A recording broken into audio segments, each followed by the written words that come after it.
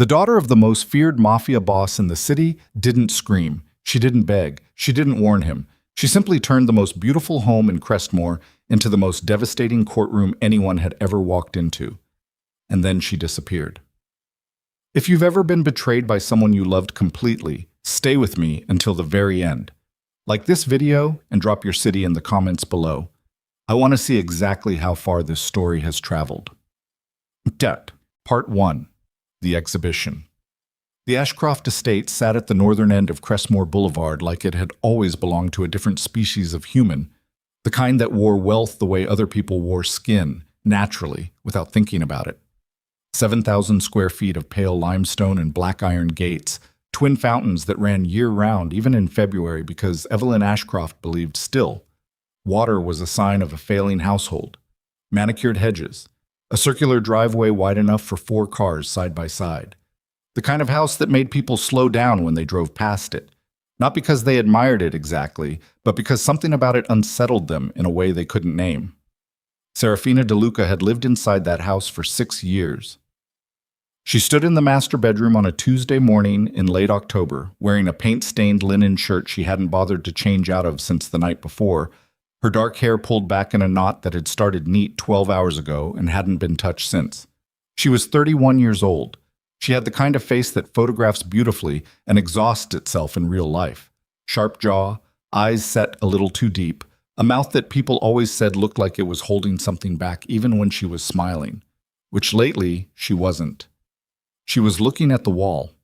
Specifically, she was looking at a photograph she had just finished taping to the cream-colored wallpaper above the writing desk, an 8x10 print, black and white, time-stamped in the lower right corner. It showed Damien Ashcroft and a woman named Sienna Cross walking out of the Meridian Hotel on 4th Street at 11:47 on a Wednesday night 14 months ago.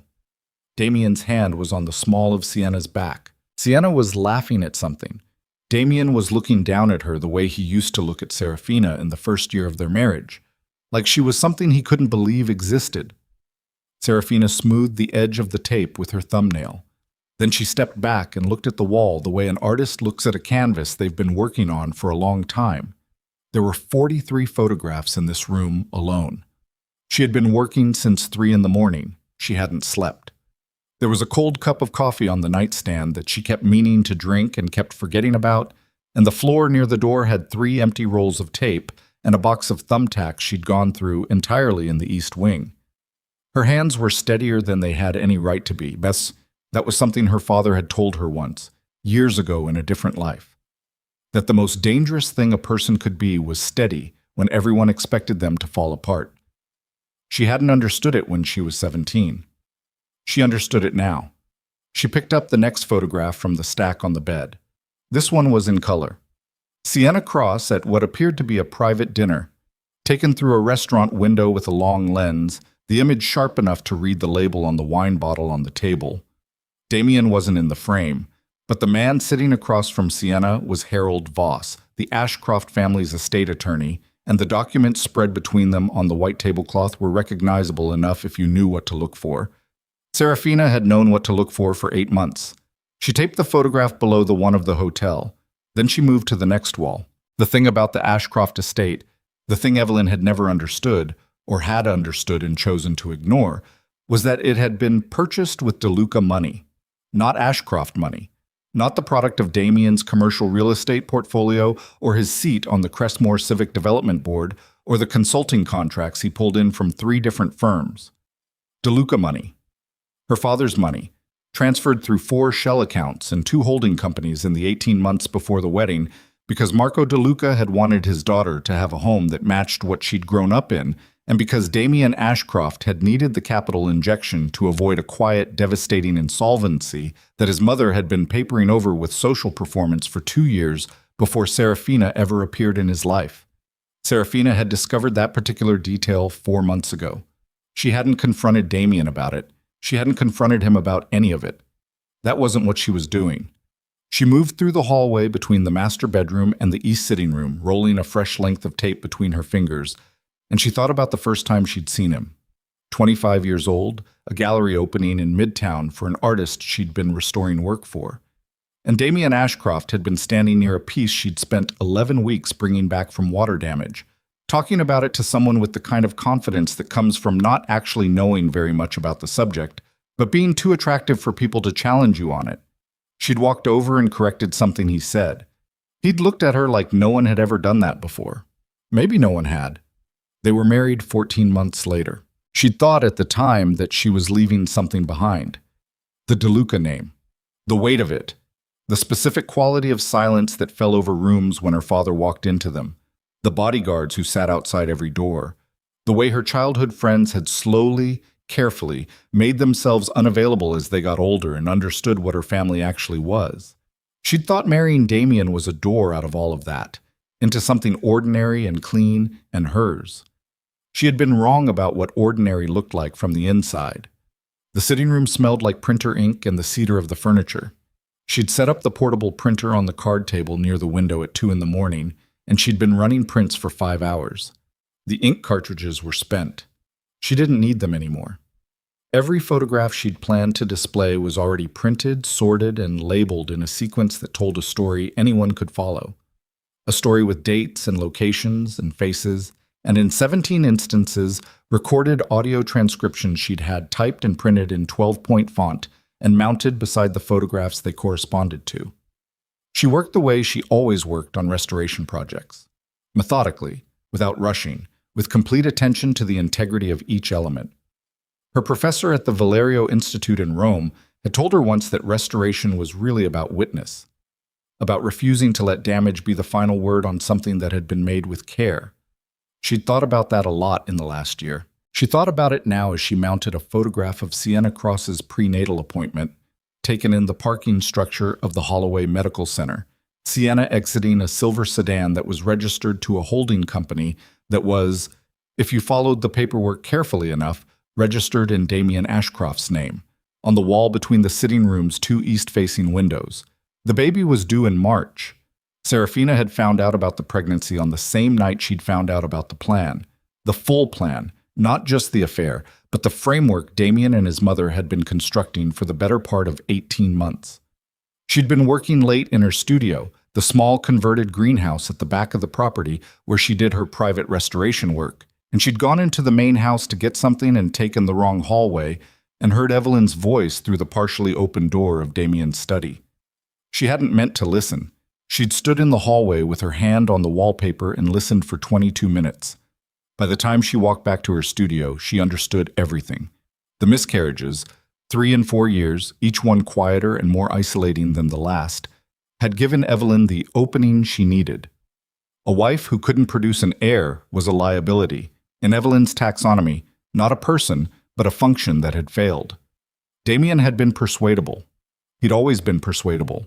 That was the thing about him that she'd mistaken for openness in the beginning, the quality of a man who could be led by whoever was closest and most insistent. Evelyn had been closest longest.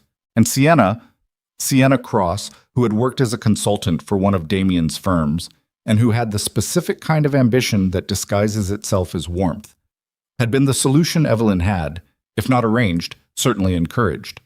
The plan, as Serafina had understood it from the hallway, was not complicated. It was the plan of people who believed they were operating on someone who had no teeth, manufacture a narrative about Serafina's instability, her grief over the miscarriages, her withdrawal, her intensity. Have Harold Voss structure a divorce agreement that would challenge the provenance of the estate's original purchase and tie up any claim she might make in litigation for years. Replace her with Sienna before the baby arrived, publicly, cleanly, as if Serafina had simply stepped aside and everyone had moved on like civilized people. They had not known what they were operating on. That was their error, the fundamental, unrecoverable error.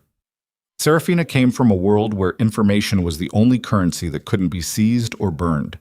Her father's organization had survived 3 federal investigations and 2 attempted hostile takeovers from rival families in the span of her childhood, and it had survived them because Marco DeLuca understood, at the molecular level, that the person who controls the documentation controls the outcome. She had grown up watching men underestimate that principle. She had grown up watching her father let them. She had not asked her father for help. She wanted to be clear about that.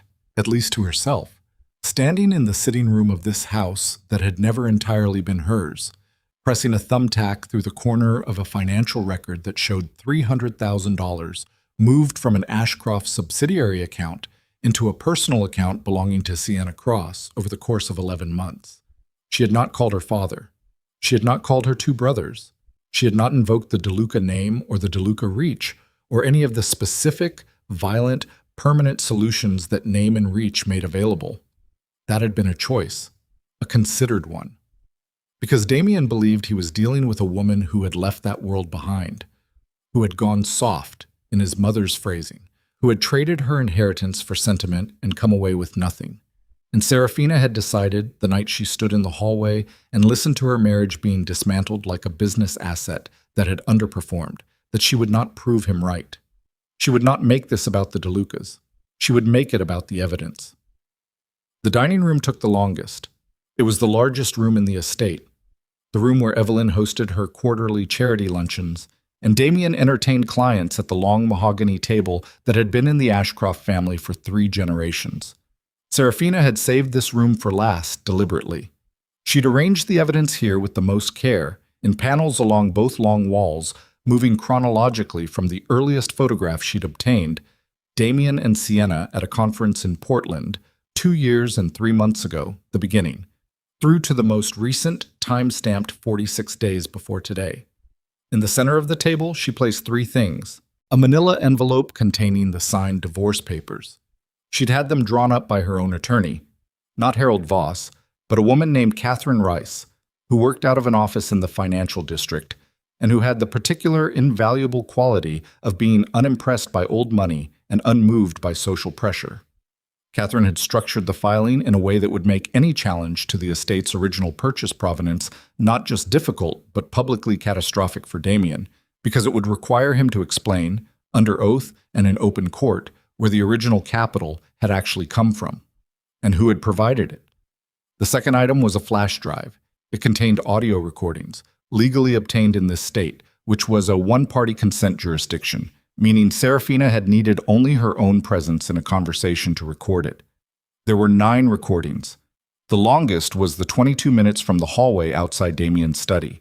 The others were phone calls, 2 dinners, and 1 conversation that had occurred in this very dining room 8 months ago between Damien and Harold Voss at 11 in the morning on a Sunday, when Damien had believed Serafina was in her studio, and Serafina had been sitting in the kitchen on the other side of the wall with her phone face down on the table and her hands folded in her lap.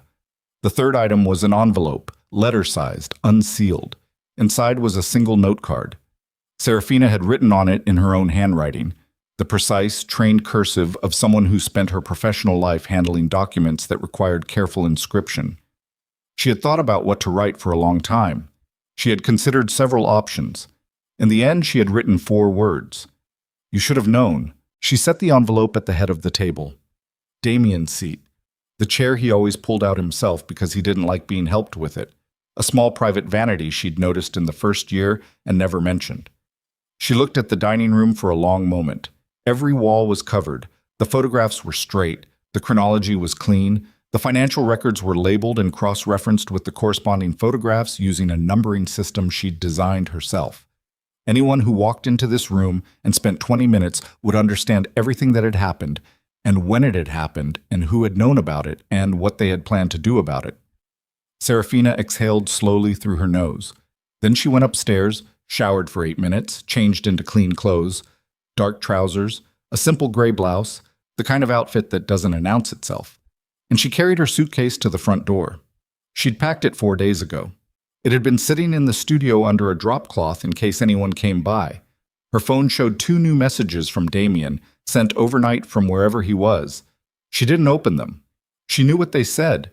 He'd been messaging her for 2 days in the particular, surface-concerned way he messaged her when something in his own life required the performance of attentive husbandhood. He was coming home tomorrow. There was going to be a gathering. Evelyn had organized it, framed as a family dinner, the occasion being Sienna's pregnancy announcement to the inner circle. Serafina had received the invitation from Evelyn's assistant 3 weeks ago. She had RSVP'd yes. She picked up her suitcase. She set the alarm. The same code it had always been, because she had never seen the need to change it, and Damien had never thought about whether she might, and she walked out the front door. The morning was cold. The fountains were running. The circular driveway was empty. She had a car booked for 5:45. It was 5:43. She stood on the limestone steps and looked at the estate the way you look at something you've known for a long time and made your decision about. There was no ceremony in it. She wasn't the kind of woman who narrated her own moments. Her father had taught her that too. That sentiment was a luxury you spent during the planning and you couldn't afford during the execution. She'd spent hers. She was done spending. The car pulled in at 5:46. The driver was a young man who tried to make conversation on the way to the airport and gave up after her second monosyllabic response. She sat in the back seat with her phone in her lap and watched the city pass the window. Crestmore at dawn. The old commercial blocks, the coffee shops just turning their signs over, the security guard at the parking structure on 8th who always waved at passing cars, the glass tower of the Meridian Hotel catching the first flat light. At the airport, she checked in under her own name. No aliases, no elaborate evasion. There was nothing to evade. She had done nothing except tell the truth, and she had done it in a venue where the truth could not be interrupted, argued with, or reframed by people who were better practiced at reframing than she was. Her flight was at 7:55. She had a connection in Frankfurt. She would be in Florence by evening local time, where she had a studio space reserved. Not imaginary, not a cover, but a real space she'd been arranging for 7 months. A partnership with a restoration collective in the old Trarno district that had wanted her on a project for 2 years, and that she'd finally said yes to.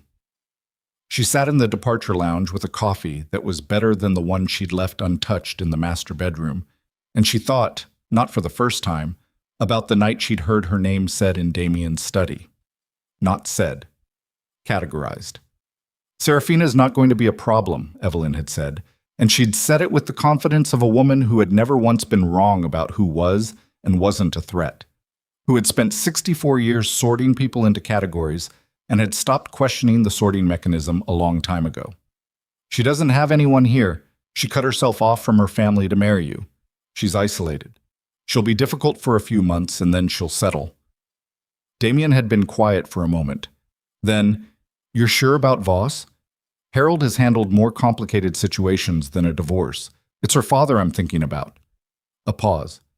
Then Evelyn's voice, measured and final. "Marco DeLuca isn't going to go to war over a daughter who chose to leave his world. She made her choice 6 years ago. She has nothing left to threaten us with." Serafina had stood in the hallway outside that door and felt something settle inside her chest. Not anger, because anger had already been and gone in the 6 months before that night, as she'd processed the photographs and the financial records and the pieces that kept adding up to the same answer. What she'd felt was closer to clarity, the specific crystalline clarity of understanding not just what was happening, but why it had been allowed to happen. The assumption that had made the whole structure possible. They had believed she was nothing without her father. They had believed the choice she'd made at 25, the choice to build something outside the DeLuca world, to love a man without calculating his strategic value, to want a life that was hers in a way her childhood had never been. They had believed that choice was a subtraction, that she had traded leverage for sentiment and come away diminished. She had thought, for a long time, that she couldn't prove them wrong without proving them right, without calling her father, without using the name, without becoming the thing they feared her capable of being. She had been wrong about that. She boarded her flight at 7:40. She did not look back at the terminal. In a house at the northern end of Crestmore Boulevard, 43 photographs hung in the master bedroom, and more in every room beyond it, and on the dining room table 3 items waited in silence: signed papers, a flash drive, and 4 handwritten words on a note card. The gathering was tomorrow night. Damien didn't know yet. Evelyn didn't know. Sienna Cross was 4 months pregnant and didn't know. Harold Voss, who had spent 6 weeks drafting an agreement designed to strip a woman he believed had no recourse down to her last negotiating chip, didn't know. What none of them knew, what they had no framework for knowing, was that 6 days ago, Catherine Rice had made a phone call, not to Marco DeLuca, not to anyone in the DeLuca organization, to the Financial Crimes Division of the City District Attorney's Office. And the person she'd spoken to had asked her to send everything over, Catherine had sent everything. She pulls her jacket tighter and watches the runway lights streak past the window as the plane lifts, and somewhere in the city below her, in a house with twin fountains and limestone steps, the walls are full of the truth she spent 2 years building. And by this time tomorrow, Damien Ashcroft will be standing in his own dining room trying to understand how a woman he dismissed as powerless managed to end his entire world without making a single phone call to her father. But what he still doesn't know, what even Serafina's attorney doesn't know yet, is that Marco DeLuca has been aware of every move for the past 3 months. And he's been waiting. The car turned into the Ashcroft estate at 6:47 in the evening, and Damien was already on his phone. He'd been on his phone for most of the flight back from Vancouver, working through 3 different threads simultaneously. A development deal that was hemorrhaging faster than he'd projected, a message from Harold Voss that had come in at 30,000 feet and said, "Call me when you land, it's time sensitive," and a series of increasingly elaborate texts from Sienna that he'd been reading and partially responding to and not fully processing. The Vancouver trip had run 2 days longer than planned. He was tired in the specific way that comes not from physical exertion, but from sustained performance. From being, for 5 days straight, the version of himself that other people needed him to be. The driver pulled through the gate. Damien looked up from his phone because the motion of the car stopping registered somewhere in his peripheral attention, and the first thing he noticed was that the lights were on. All of them. Every window of the estate was lit from inside. Not the soft, partial lighting of a house in its ordinary evening state, but fully illuminated. Every room, as if someone was hosting a large gathering. He frowned at his phone. He had not told anyone to open the house. Serafina had left 4 days ago for Florence. She'd texted him a photograph of the departure lounge, which he'd responded to with a thumbs-up emoji because he'd been in the middle of something, and the house staff didn't come in until Thursday. "Wait here," he said to the driver, which he immediately recognized as a strange thing to say, and got out of the car anyway. The front door was unlocked. He stood in the doorway for a moment before he understood what he was looking at, and in that moment, the precise, suspended second before comprehension arrived, he thought absurdly, that someone had broken in, that the house had been robbed, and the robbers had left the lights on. Then he looked at the entryway wall. The photograph was large, 8 by 10, printed on matte paper, mounted at eye level, directly beside the coat rack where he always hung his jacket. It showed him and Sienna outside the Meridian Hotel. He recognized the night. He recognized her coat, the specific green of it, the way her hair had been. He remembered what she'd said that made him laugh. He stood in his own entryway and looked at the photograph for 3 seconds. Then he looked left, down the hall toward the sitting room. More photographs. He could see the edges of them from here, the white margins of the prints against the cream wallpaper, running the length of the corridor in both directions like a gallery installation. He went right, to the dining room. He pushed open the door and stopped. He was not a man who lost physical composure easily. He had learned from his mother the discipline of stillness, the idea that the body was a communication device and you controlled what it communicated at all times. He had practiced it so long it had become involuntary. Standing in the doorway of his own dining room with both walls covered in photographs and financial records and printed transcriptions arranged in clean chronological sequence, he did not fall apart. His jaw tightened. His right hand holding his phone dropped to his side. He read the wall the way you read a verdict. He moved slowly. Left to right, starting at the beginning. Portland, 2 years and 3 months ago, the conference photograph he hadn't known existed. Then the Meridian, once, twice, 5 separate visits documented. Then Sienna's apartment building, the parking structure at Holloway Medical, the private dinner with Harold Voss, the financial records in their labeled sequence, the transcription panels with their dates and durations. He stopped at the longest one. 22 minutes. He looked at the date. He looked at it for a long time. He knew exactly which night that was. He found the manila envelope and the flash drive and the note card at the head of the table. He read the 4 words once. Then he set the note card down very carefully, as if the table surface was something that required precision, and he took out his phone and called his mother. It rang 4 times. Evelyn Ashcroft answered on the 5th ring, which meant she'd been deciding whether to. "You need to come over," Damien said. I'm in the middle of... Now, Mother, he paused. Don't bring anyone. A silence on her end, then, what happened? Come and see. He hung up and stood in the dining room and breathed through his nose and looked at the wall. Evelyn arrived in 31 minutes, which was fast. She came through the front door without knocking and found him in the dining room where he hadn't moved from. He'd sat down at some point, in his own chair, in the chair at the head of the table, and he'd been sitting there with his phone face down and the note card in front of him, and the walls holding everything Serafina had built against him. Evelyn walked in and stopped. She was 64 years old, and she had the posture of a woman who had been correcting other people's posture for 6 decades. Silver hair set immaculately, a dark coat she hadn't taken off. She stood in the doorway of the dining room, and her eyes moved across the walls the way a computer scans, not with emotion, but with calculation, with the specific processing speed of a woman who had been anticipating threats her entire adult life and had simply never anticipated this particular one. When did she do this? Evelyn said. Not a question, the flat declarative of someone taking inventory. She left 4 days ago, Damien said. She's been in Florence since Wednesday. That's not what I asked. I don't know when she did it. She had access to the house. Evelyn walked the length of the left wall slowly. She stopped at the financial records. She studied the transcription panel from his study, the 22-minute conversation, and her expression didn't change, but something in the set of her shoulders shifted almost imperceptibly. She turned and looked at the envelope and the flash drive on the table. Is that what I think it is? Divorce papers, Damien said. Catherine Rice. Evelyn's mouth pressed together briefly. She didn't use Voss. No. She's been planning this. Evelyn said it the way you say the thing you've already understood, but needed to speak aloud to make real. She didn't just react to finding out. She spent... How long?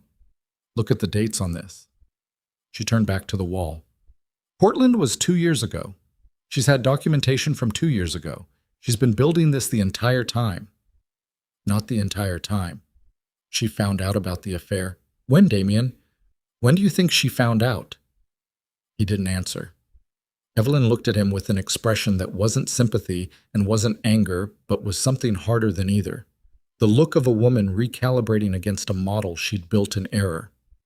I told you to be careful with the hotel. I was careful. There are photographs from 14 months ago that say otherwise.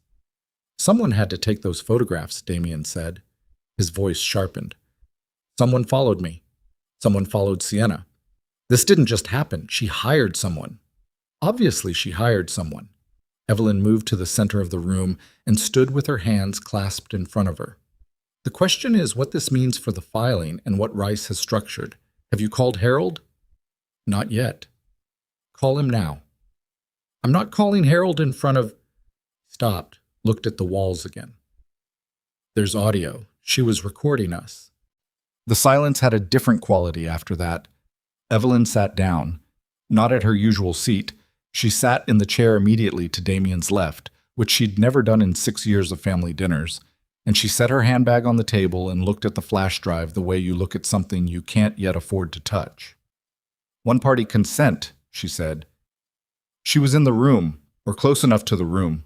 He pressed his palm against the table. She sat in that hallway and listened, and she recorded it, and she's been sitting on it for however long. While she... He stopped again. While she made plans to leave, Evelyn finished. Her voice was very controlled. Catherine Rice is serious opposition, Damien. If she's brought Rice in, and if Rice has had this material for any length of time, Harold is going to need to know immediately. Harold can't fix this. Harold can manage it. You want to manage this? He spread his hand toward the wall. This isn't a negotiation problem. Look at what she put together. She has dates, she has money trails, she has... He lowered his voice, though they were alone. She has you telling me she wasn't going to be a problem. Evelyn's chin lifted slightly. I stand by the substance of that conversation. The substance is on a flash drive in the middle of my dining room table, which doesn't... Evelyn stopped. Something was moving behind her eyes. The meridian, she said. The financial transfers, the prenatal appointment. She said each item like she was setting it on a scale. What is she filing for? What does Rice's structure actually look like? I haven't opened the envelope. Evelyn looked at him. Why not? He didn't answer right away. He looked at the envelope, at the forward note card beside it. Because once I open it, I know exactly what I'm dealing with. And right now I'm still, open the envelope, Damien. He picked it up. He pulled out the document and set it flat on the table, and they both looked at it. Catherine Rice had prepared it with the thoroughness of someone who had been given comprehensive materials and unlimited time to work with them. The filing challenged the original purchase structure of the estate. It attached financial disclosure requirements that would surface every subsidiary account in Damien's portfolio within 60 days. The asset division was detailed and specific in a way that meant Rice understood exactly what was in his estate and where it was held. The number at the bottom of the primary settlement figure made Damien put the document back down. Evelyn read it over his shoulder. She was quiet for almost 30 seconds. Then, she's claiming primary ownership interest in the estate itself, on the basis that the original capital was DeLuca money, which we always knew, Damien said, and Harold said would be unprovable without Marco DeLuca's cooperation, because the transfers were clean. Evelyn straightened. Then it's still unprovable. Catherine Rice is not making a claim she can't prove. He turned to look at his mother. She has documentation. She has everything else, Mother. She has everything, and you think the one piece of the puzzle she's missing is the funding trail? He pushed back from the table slightly. Serafina didn't need her father to prove this. She had access to this house, to my office, to 6 years of documents I kept in a filing cabinet in my own study because I never thought she was looking. The word landed quietly between them. Looking. Evelyn sat with it for a moment. Then she said, "Call Harold." "I already told you. Not about the divorce, about the recording." Her voice had gone very flat. "If there's an audio file of that conversation in Rice's possession, we need to know what the exposure is before someone else listens to it." Damien looked at her. "What's on that recording exactly?" "What do you mean, what's—" "I mean specifically.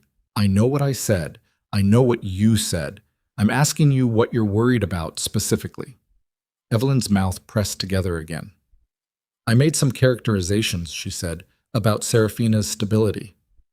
You called her unstable, to a lawyer. Harold is bound by confidentiality, not by whatever Serafina's attorney subpoenas from him as a party to a fraud claim." He let that sit. Then, quieter. "Is that what's on there? Did you go beyond characterization?" Evelyn stood up. She walked to the window the way she always walked when she was done with a conversation, with deliberate final steps, as if the matter was resolved by her changing position. "I protected my family," she said. "Everything I've done has been to protect the Ashcroft name and the Ashcroft estate." "That's not what I asked." "It's what I'm telling you." The room was quiet except for the sound of the fountains outside, distant, persistent, running, because they always ran. Damien looked at his mother's back and thought about the 18 months of conversations and arrangements and quiet maneuvering, and Harold Voss's careful planning, and all the scaffolding they'd built around what was supposed to be a clean, managed transition. And he thought about Serafina standing in the hallway outside this room on a night 11 months ago, silent, recording. His phone buzzed. He looked at it. A message from Sienna. "The driver just called. He said your house is lit up. Are you home? Is everything okay?" He stared at the message. Then he typed, "I'll call you later." 3 seconds. Then, "Damien, what's wrong?" He turned his phone over. Across town, in the apartment Damien paid for in the Langdon building on Crescent Street, Sienna Cross sat on the edge of her bed and looked at her phone and felt the specific quality of silence that comes when someone who should answer you doesn't. She was 4 months pregnant. She'd spent the last 4 days in a suspended state of preparation. The announcement dinner was tomorrow night. Evelyn had planned it. Sienna had bought something appropriate to wear. She'd rehearsed in her own head the particular way she would hold herself in that room among people who had always regarded her as the variable rather than the constant. Tomorrow she was supposed to become the constant. She looked at her phone. Then she looked at the wall of her apartment where a framed print hung. something she'd bought at a street market 2 years ago, before any of this, when she was someone who bought things at street markets and hung them without thinking about how a room needed to look to other people. She'd stopped buying things that way. She'd stopped thinking that way.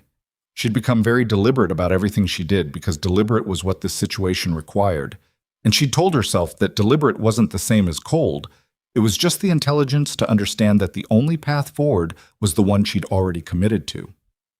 Her phone stayed silent. She put it down. She pressed both hands flat against her thighs.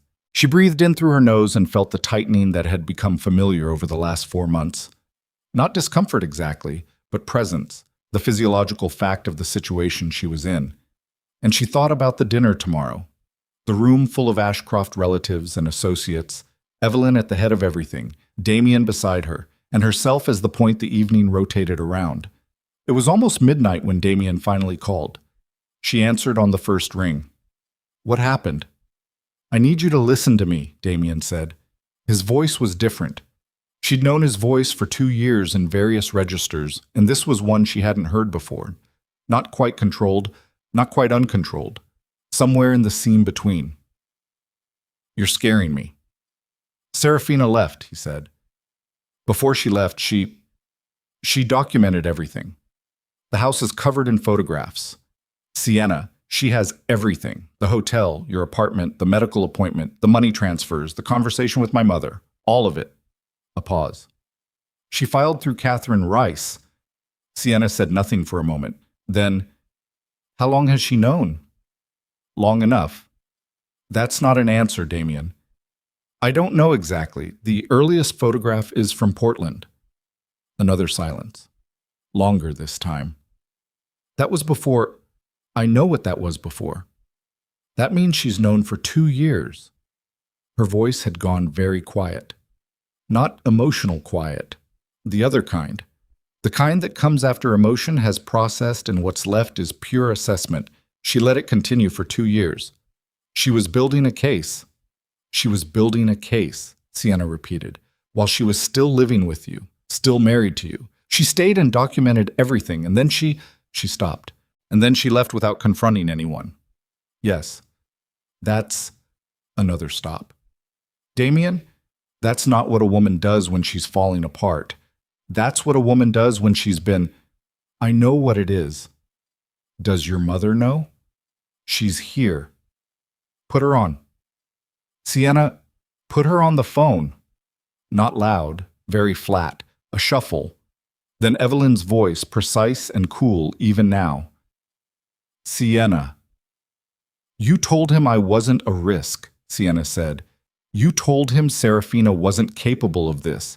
You told us both, multiple times, that she'd abandoned any support system she had when she left her family to marry him, and she had nothing left to, I assessed the available information.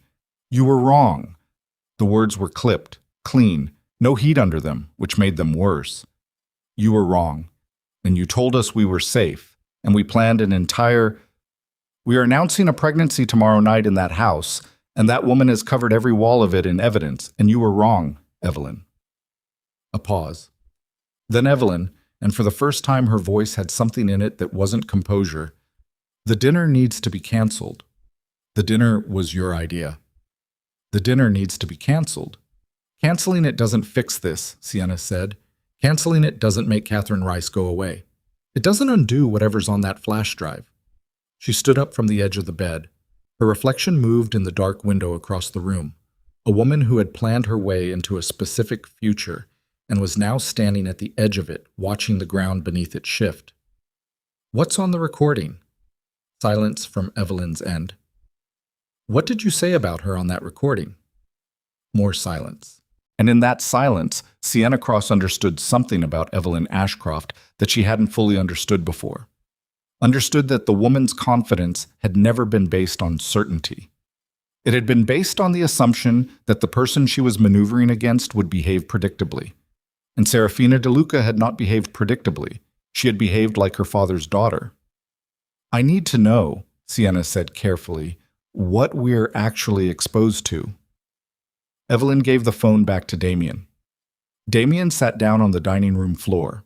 Not at the table, not in his chair, on the floor with his back against the sideboard, because his legs had decided they were done with the performance. He sat there with the phone pressed to his ear and the walls full of his wife's meticulous, devastating work surrounding him at eye level, and he said, "The dinner's canceled. Obviously. Reese is going to push for the fraud claim," he said. "The financial transfers." Harold said at the time they were clean, but he said it based on the assumption that he said it based on nobody looking closely. People are looking closely now. Yeah. He pressed the back of his head against the sideboard and looked at the ceiling. She filed 4 days ago. She's been in Florence since Wednesday. She did all of this and then she got on a plane. She didn't need to stay, Sienna said. No. That's the part that... Sienna stopped. Something in her voice had changed again slightly, not softened, altered, the way a material changes under sustained pressure. That's the part I can't stop thinking about. She didn't need to confront you. She didn't need to argue. She was quiet for a moment. She built it, and she left. Sienna, I need to go. She hung up. She sat in her apartment in the Langdon building, and she looked at her phone, and she thought about Serafina DeLuca, whom she had met exactly twice, once at a charity event 2 years ago, when Serafina had been standing near a Calder print, discussing the restoration process with an older man, and hadn't looked in Sienna's direction, and once at a company function 8 months ago, when they'd been in the same room for 40 minutes, and Serafina had been quiet and watchful in the way that Sienna had categorized at the time as detachment, but was now retroactively categorizing as something else entirely. She'd thought she was the one who saw clearly. She'd thought Damien's wife was the one who wasn't paying attention. She put her phone face down on the bed and lay back against the pillows and pressed one hand over her stomach and breathed. And in the dark ceiling of her apartment, she tried to map a path forward from here and found that all the paths she'd built were premised on a foundation that had just been shown to be somebody else's architecture entirely. The Ashcroft estate was Serafina's house. The money that bought it was Serafina's father's money. The man they'd planned to build a future on had borrowed that money to save a business that was quietly failing, and he'd never told anyone because the performance of Ashcroft's solidity required that no one know. And the woman they'd assumed had no leverage, the woman Evelyn had described as isolated, cut off, diminished by her own choices, had spent 2 years building the kind of evidentiary case that a city district attorney would find interesting. Sienna Cross closed her eyes. Across the city, in the house on Crestmore Boulevard, Harold Voss answered the phone on the second ring and listened to Damien talk for 6 minutes. And when Damien finished, Harold was quiet for a moment and then said, with the carefully modulated tension of a man who has just realized the scope of what he's been handed, "Send me the filing. I'll photograph it tonight. And the flash drive. I need to know what's on it before..." He stopped. "Damien, does Rice know about the study conversation?" "She has the recording." A long pause. "Then I need you to understand something," Harold said. "If she has that recording and she's taken it to the DA's office, she wouldn't go to the DA. If she's taken it to the DA's office," Harold repeated, the way you repeat something to someone who is not yet hearing it, "this isn't a divorce proceeding anymore. The financial transfers combined with what's on that recording could be characterized as..." He stopped again. "I need to see the filing tonight, Damien." Damien took a photograph of every page and sent it. He sat in his dining room, surrounded by his wife's documentation, and waited for Harold to call back. Harold called back in 19 minutes. "She went to the DA, Harold said. The silence after that was the kind that doesn't end exactly. The kind that simply becomes the new condition of everything that comes after it. "When?" Damien said. 6 days ago. Catherine Rice filed the divorce petition and made a simultaneous referral to the Financial Crimes Division. They have everything she has." Harold paused.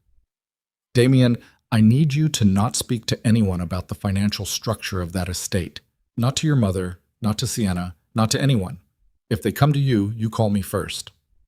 "If who comes to me?" But Harold had already said enough, and both of them knew it, and the question hung in the dining room among the photographs. While outside the fountains kept running, indifferent, the way things built to perform permanence keep performing it even when everything underneath them has already collapsed. And it was at that moment, in the silence after Harold's words, that Damien's phone lit up with a call from a number he didn't recognize.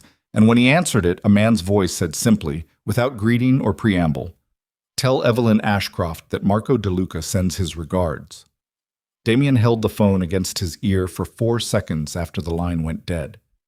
4 seconds of silence in a dining room full of photographs, with the fountains running outside and Harold Voss's warning still sitting in the air like smoke that hadn't cleared, and a stranger's voice delivering 8 words with the flat, unhurried confidence of someone who had never once in his life needed to raise his voice to be heard.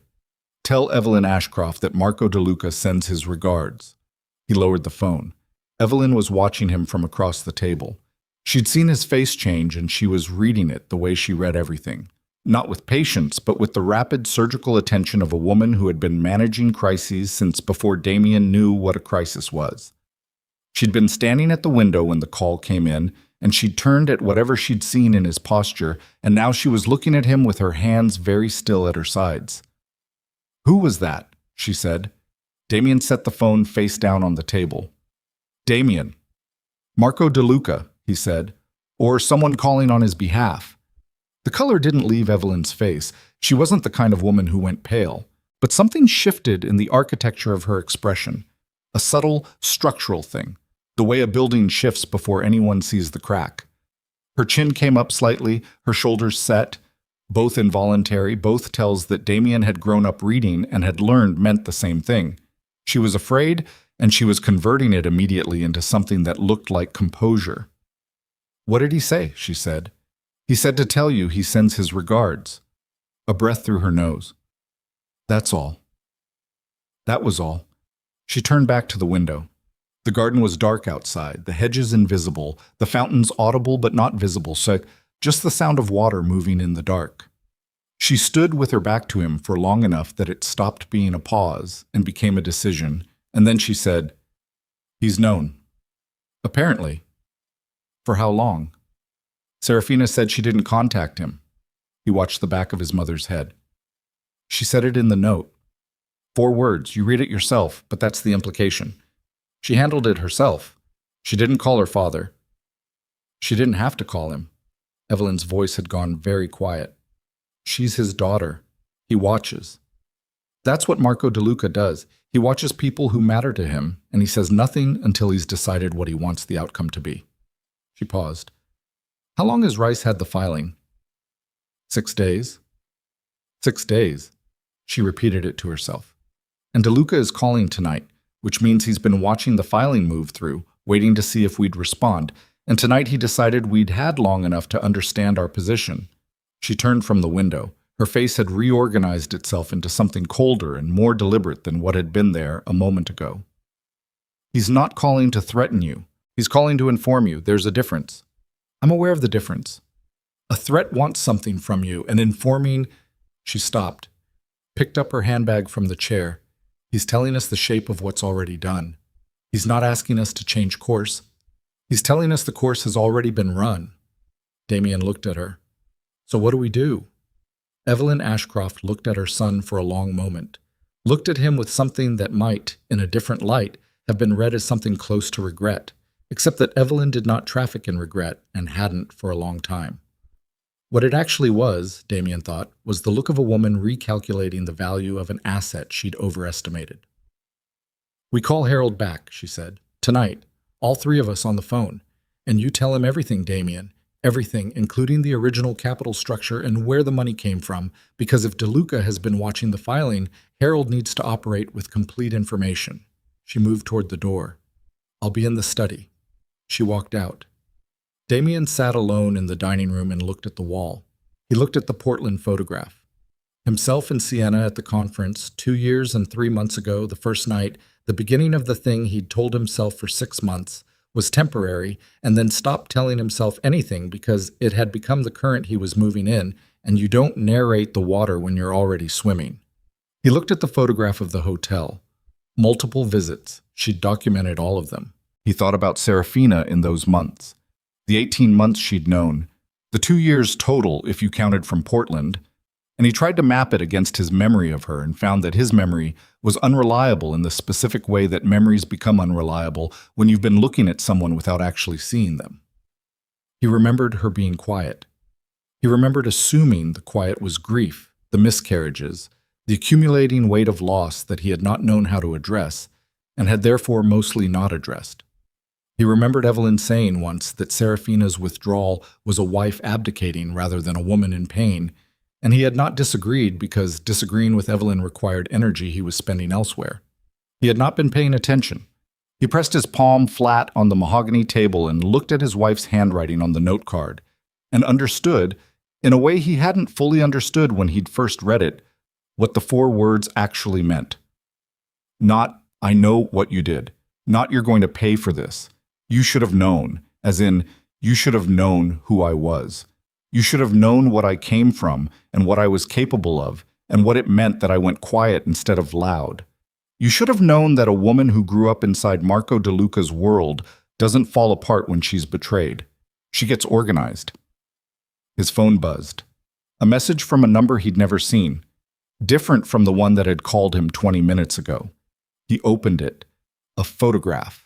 It took him a moment to understand what he was looking at.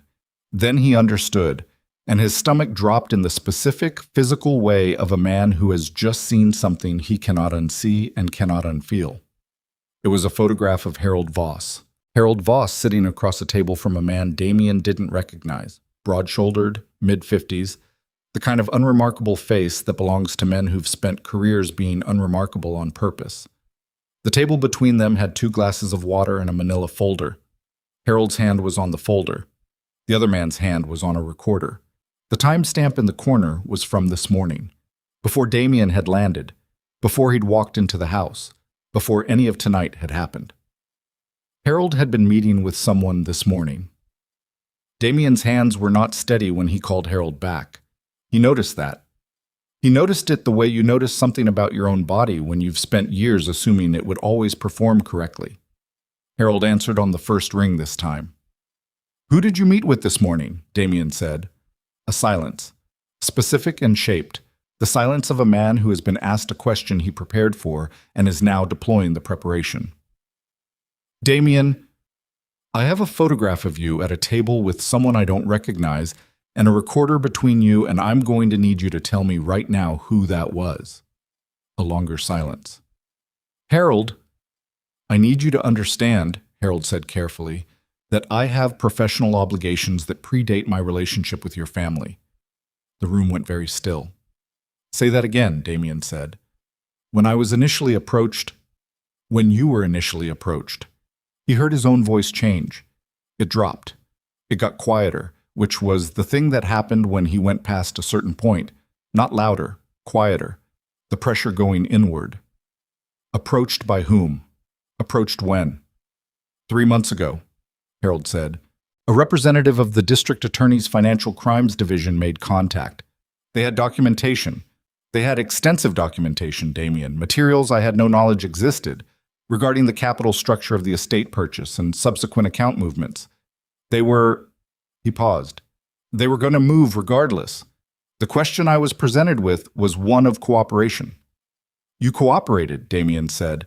"I provided information that was, you've been cooperating with a DA investigation for 3 months while you were still our attorney." The words came out flat and even, and without the rage that was somewhere underneath them, buried under something colder. "While we were still discussing the divorce strategy, while you were telling me the financial transfers were clean, I told you they were clean when I believed they were clean. When new information..." "Harold!" A single word. The sound of a door closing. A long exhale on Harold's end. "The photograph you have was taken this morning, yes. That was a follow-up meeting. Damien, I have a practice. I have a family. What they came to me with was not something I don't want to hear about your family." Damien stood up. He was on his feet without having decided to stand, and he was moving toward the door because staying still was no longer possible. "You've been feeding them information for 3 months. What did you give them?" "Account records, transfer documentation. I didn't..." I want to be clear that I did not provide anything that couldn't have been obtained through formal discovery. I only— What did you give them? Harold was quiet. The study conversation, Damien said. Evelyn's conversation. Did you give them that? I didn't have that. I didn't know that recording existed until tonight. But Rice gave it to them. Yes. So between what Rice provided and what you provided, they have the full picture. Yes, Harold said. I'm sorry, Damien. I am genuinely— Damien hung up. He stood in the hallway between the dining room and the study, and he pressed the back of his head against the wall and breathed through his mouth because his nose wasn't doing it anymore. The air wasn't coming fast enough through his nose, and he stood there for what felt like a long time and was probably 45 seconds, and he thought about 3 months. Harold had been talking to the DA for 3 months, which meant the investigation had been running for at least 3 months, possibly longer, depending on when Rice had made the referral, which Harold had said was 6 days ago, but which Harold had also just demonstrated was not a man whose account of events should be trusted at face value. He pushed off the wall and walked to the study. Evelyn was at the desk. She'd turned on the single lamp and she had her reading glasses on and she was looking at something on her phone with the focused attention of a woman cross-referencing. She looked up when he walked in. He said, Harold's been cooperating with the DA for 3 months. The glasses came off. He told her what Harold had said. He kept it short. He watched her face the way he always watched her face when he brought her something she hadn't anticipated, looking for the crack, the moment when the architecture shifted, and this time it shifted fully. Not dramatically. Evelyn didn't do dramatic. But the reorganization was visible, and it was real, and when she set her glasses on the desk, her hand wasn't entirely steady either. He was our attorney, she said. Apparently that was a complicated position for him. He signed a confidentiality. He cooperated with a federal-adjacent investigation and told himself it was things they could have gotten through discovery anyway. Damien sat down across from her. Which may even be true, legally. But it means everything we discussed with Harold for the last 18 months is potentially in a file somewhere. Evelyn sat very still. The conversation about Serafina, Damien said. The characterizations you made about her stability. Harold was in the room for part of that conversation. He was in the room when you said she'd— He stopped. What exactly did you say, Mother? All of it. Not characterizations. What were the actual words? This is not the time to— But it is exactly the time. If Harold has been in a room with a recorder for 3 months and you said something that can be read as fabricating instability, as deliberately misrepresenting her mental state in the context of planning a divorce proceeding, I said what any mother would say. Don't. His voice finally had some heat in it. Not much. Enough. Don't give me the performance right now. We're past the performance. Tell me what you said. Evelyn looked at him for a moment. The lamp made the shadows in her face deeper than usual. Outside, distantly, the fountains ran. I said, she began, that Serafina's behavior over the preceding year had become erratic, that her grief over the pregnancy losses had developed into what I believed was a broader psychological fragility, that she had become isolated, uncommunicative, and that I was concerned for her well-being in a way that made a clean separation the most humane path forward. She paused. I said I believed she might benefit from professional support through the process. You said she was unstable. I said she was fragile. There's a legal— Was it on the record? Was Harold recording it? A silence. Was Harold recording that conversation? I don't know, Evelyn said. And that was the thing. The small, devastating admission. Because Evelyn Ashcroft always knew. Evelyn Ashcroft had spent 64 years knowing. She was the architect of knowing. And she didn't know this, which meant she'd trusted Harold Voss the way she trusted anyone in her orbit. Entirely. Based on the assumption that her assessment of their loyalty was correct, the same assumption she'd made about Serafina's powerlessness. Damien leaned back in his chair. The study was full of books he hadn't read in years, and furniture that had come from his father's estate, and a filing cabinet in the corner that Serafina had apparently had access to for 6 years and had known how to use. He looked at the filing cabinet. He thought about her in here, not dramatically, not in some cinematic scene of espionage, but Practically, methodically, in the ordinary course of living in this house, finding what she needed and copying it and saying nothing and going back to whatever she was doing. He thought about how long she'd been watching him the way he'd never watched her. His phone buzzed again. He looked at it. A message from a number he now recognized, the same one that had sent the photograph of Harold. This time it was text. The DA's office scheduled a meeting with Catherine Rice for Thursday morning. Financial Crimes and Fraud Division. You were not notified because you are not a party to that meeting. You are a subject of it. This is a courtesy. It will be the only one. He stared at the message. Damien. Evelyn had seen his face again. He handed her the phone. She read it, twice.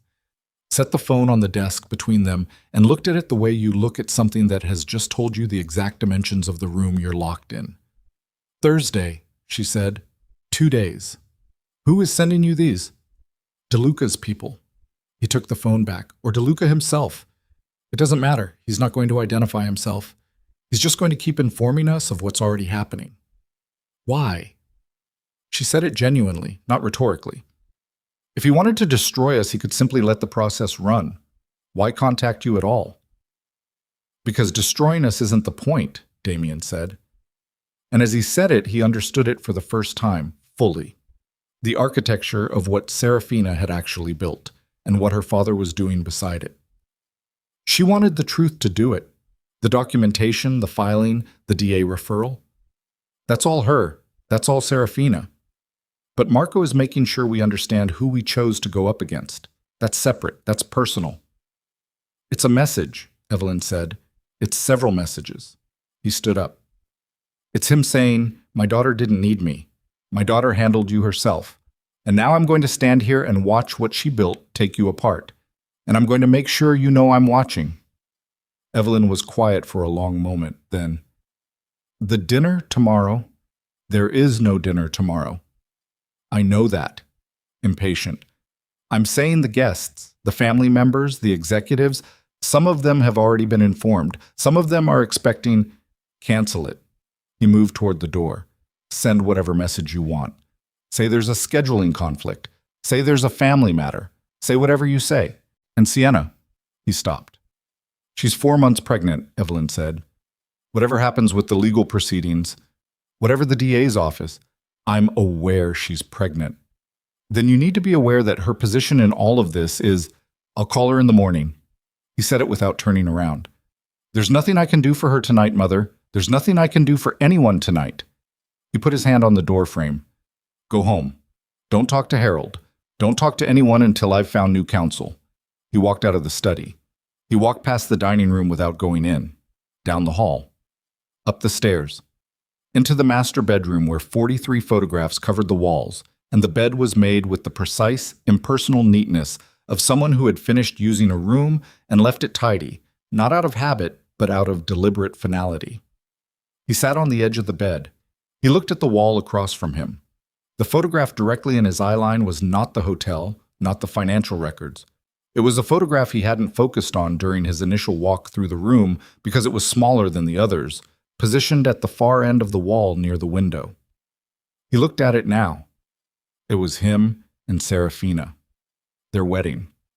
A candid shot taken from a distance. Not a posed photograph, someone's personal camera, the framing imperfect, the background slightly blown out. He was saying something to her and she was looking up at him, and her expression was, he stared at it for a while, trying to name what the expression was. She'd put their own wedding photograph on the wall, not as sentiment, as evidence, as the starting point of the timeline, the before, the thing that preceded everything that came after. She'd put it at the beginning of the sequence so that anyone who walked through this room reading the walls would start there, with the two of them, and then follow the documented months forward to where they'd ended up. She'd made the marriage part of the exhibit. He sat there for a long time. At some point, he became aware that his phone was ringing. He looked at the screen. Sienna. He let it ring out. She called again. He let that ring out too. The third time he turned the phone over so the screen was face down against the bedspread. He looked at the wedding photograph on the wall. He thought about Serafina and Florence right now. What time it was there. Whether she'd landed smoothly, whether she was in the studio space she'd arranged, or in a hotel room or somewhere he had no way to picture because in 6 years he'd never once been to Florence with her, had never seen where she worked, had never, and here the thought arrived with a clarity that was not kind, had never fully understood that her restoration work was not a hobby. She did in the converted greenhouse, but a practice she'd built with the same precision and commitment she'd apparently built everything else with. And that the fellowship in Europe was real, and that she had a life outside this house that he had treated as background. He had not been paying attention. He had not been paying attention for years. He lay back on the bed without taking his shoes off and stared at the ceiling and listened to the fountains and let the house hold him in its lit-up, documented silence. He fell asleep eventually, the way exhausted people fall asleep in impossible situations. Not because rest is available, but because the body takes it anyway, indifferent to the circumstances, running its own maintenance regardless of consent. He was woken at 2:17 in the morning by a sound downstairs. He lay still for a moment, listening. Then it came again. A door, or something near a door. He sat up. His shoes were still on. His jacket was still on. He stood up and went to the top of the stairs and listened. A light was on in the entryway that hadn't been on when he'd come up. He went down the stairs slowly, turned the corner at the bottom. Sienna Cross was standing in his entryway. She had a key. She'd had a key for 4 months, given to her by Damien during a conversation he now understood had been observed and documented. The key existing, therefore, somewhere in the evidentiary record Serafina had assembled. Sienna was wearing a dark coat over what looked like the clothes she'd been in when she called him earlier. Her hair was loose. She looked like a woman who had driven across the city in the middle of the night making a decision the entire way and had arrived before she'd fully finished making it. She looked at him. Then she looked past him at the hallway, at the photographs on the walls visible from where she stood. She walked past him. He watched her move through the hallway slowly, looking at the walls. She went into the sitting room, into the dining room. She stood in the dining room for a long time without speaking, and he stood in the doorway and watched her read the walls the way he'd read them hours ago. She stopped at her own face, the prenatal appointment photograph, the parking structure. Her hand on the door of the silver sedan. She stood in front of it for a while. "She documented me too," Sienna said, not surprised, stating it. "Yes, not just you, me specifically." She turned to look at the financial records, found her name in the labeled sequence, the account transfers, the $300,000 across 11 months. "The money you moved." "Yes." "That's in the DA filing." "Yes." She turned around. She looked at him across the length of the dining room table with the flash drive and the signed papers and the note card between them, and her expression was one he hadn't seen on her before. Not the warmth that had been her presenting register for 2 years, not the ambition that occasionally surfaced beneath it, but something stripped of both. Raw, tired, genuinely frightened in a way she'd been too controlled to show on the phone. "The money she documented," Sienna said. "How did she get those records?" "She had access to the estate accounts." "For how long?" 6 years. Sienna pressed her lips together. "So she's had access to evidence of the transfers since they started." "Yes."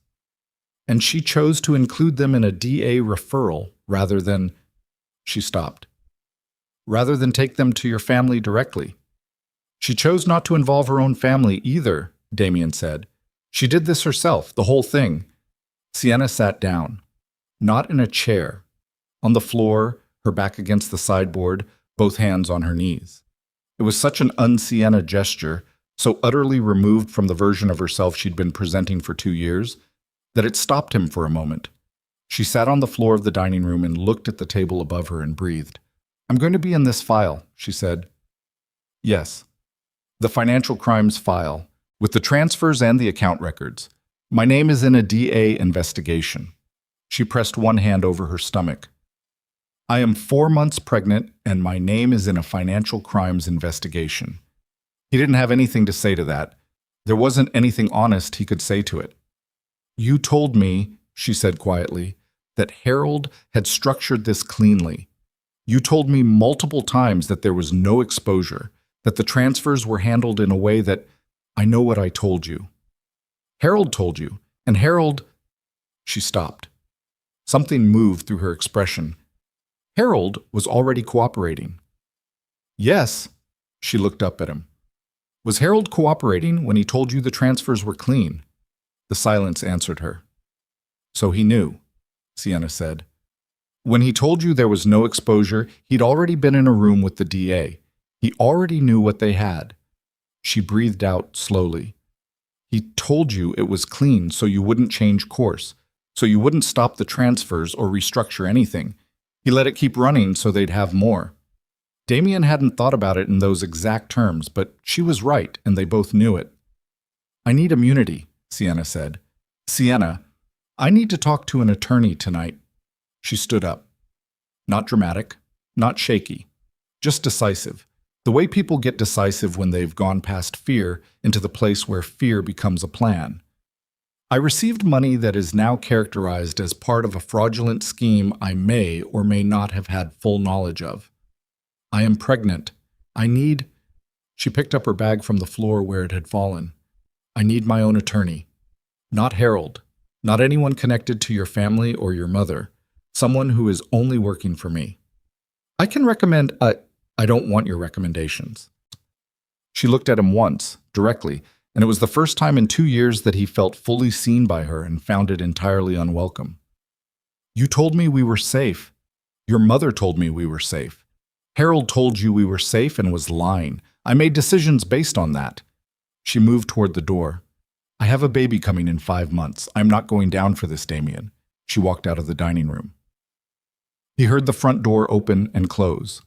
He stood alone in the dining room for the second time that night, surrounded by evidence that was now in a DA file, and an attorney who had been cooperating against him, and a family he'd called who were no longer in the room. And he looked at the note card on the table. You should have known.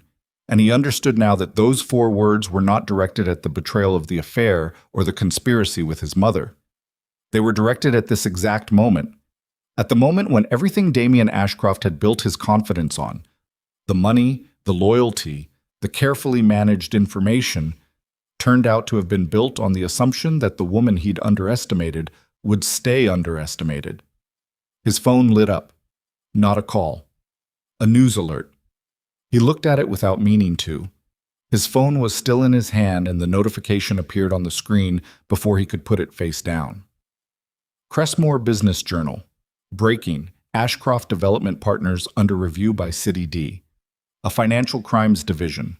Sources confirm investigation into capital fraud. Someone had leaked it. Someone had leaked it to the business press before Thursday's meeting. And as Damien stood reading the notification in his wife's exhibition of his failures, he finally understood, fully, without the buffering of denial, that Marco DeLuca had not been sending courtesy messages tonight. He had been managing the timeline.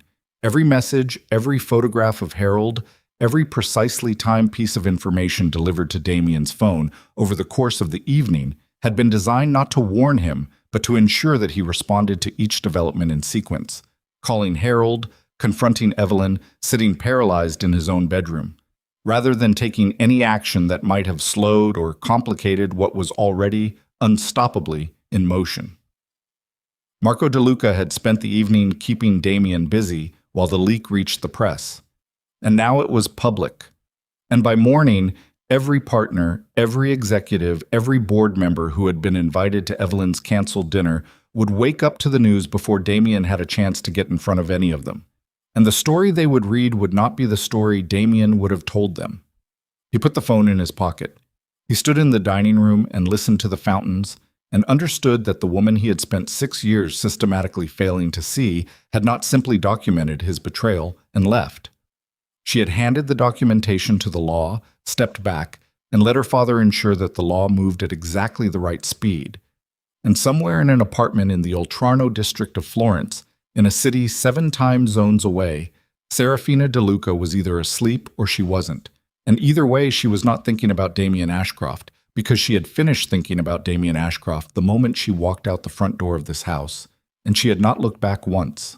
And the thing that sat in Damien's chest as he finally turned off the dining room light and stood in the dark surrounded by walls he could no longer see but could feel, the thing he could not name, and could not put down was not anger and was not grief exactly, but was the specific, disorienting weight of understanding, too late and too completely, that the most dangerous person in his life had never once raised her voice.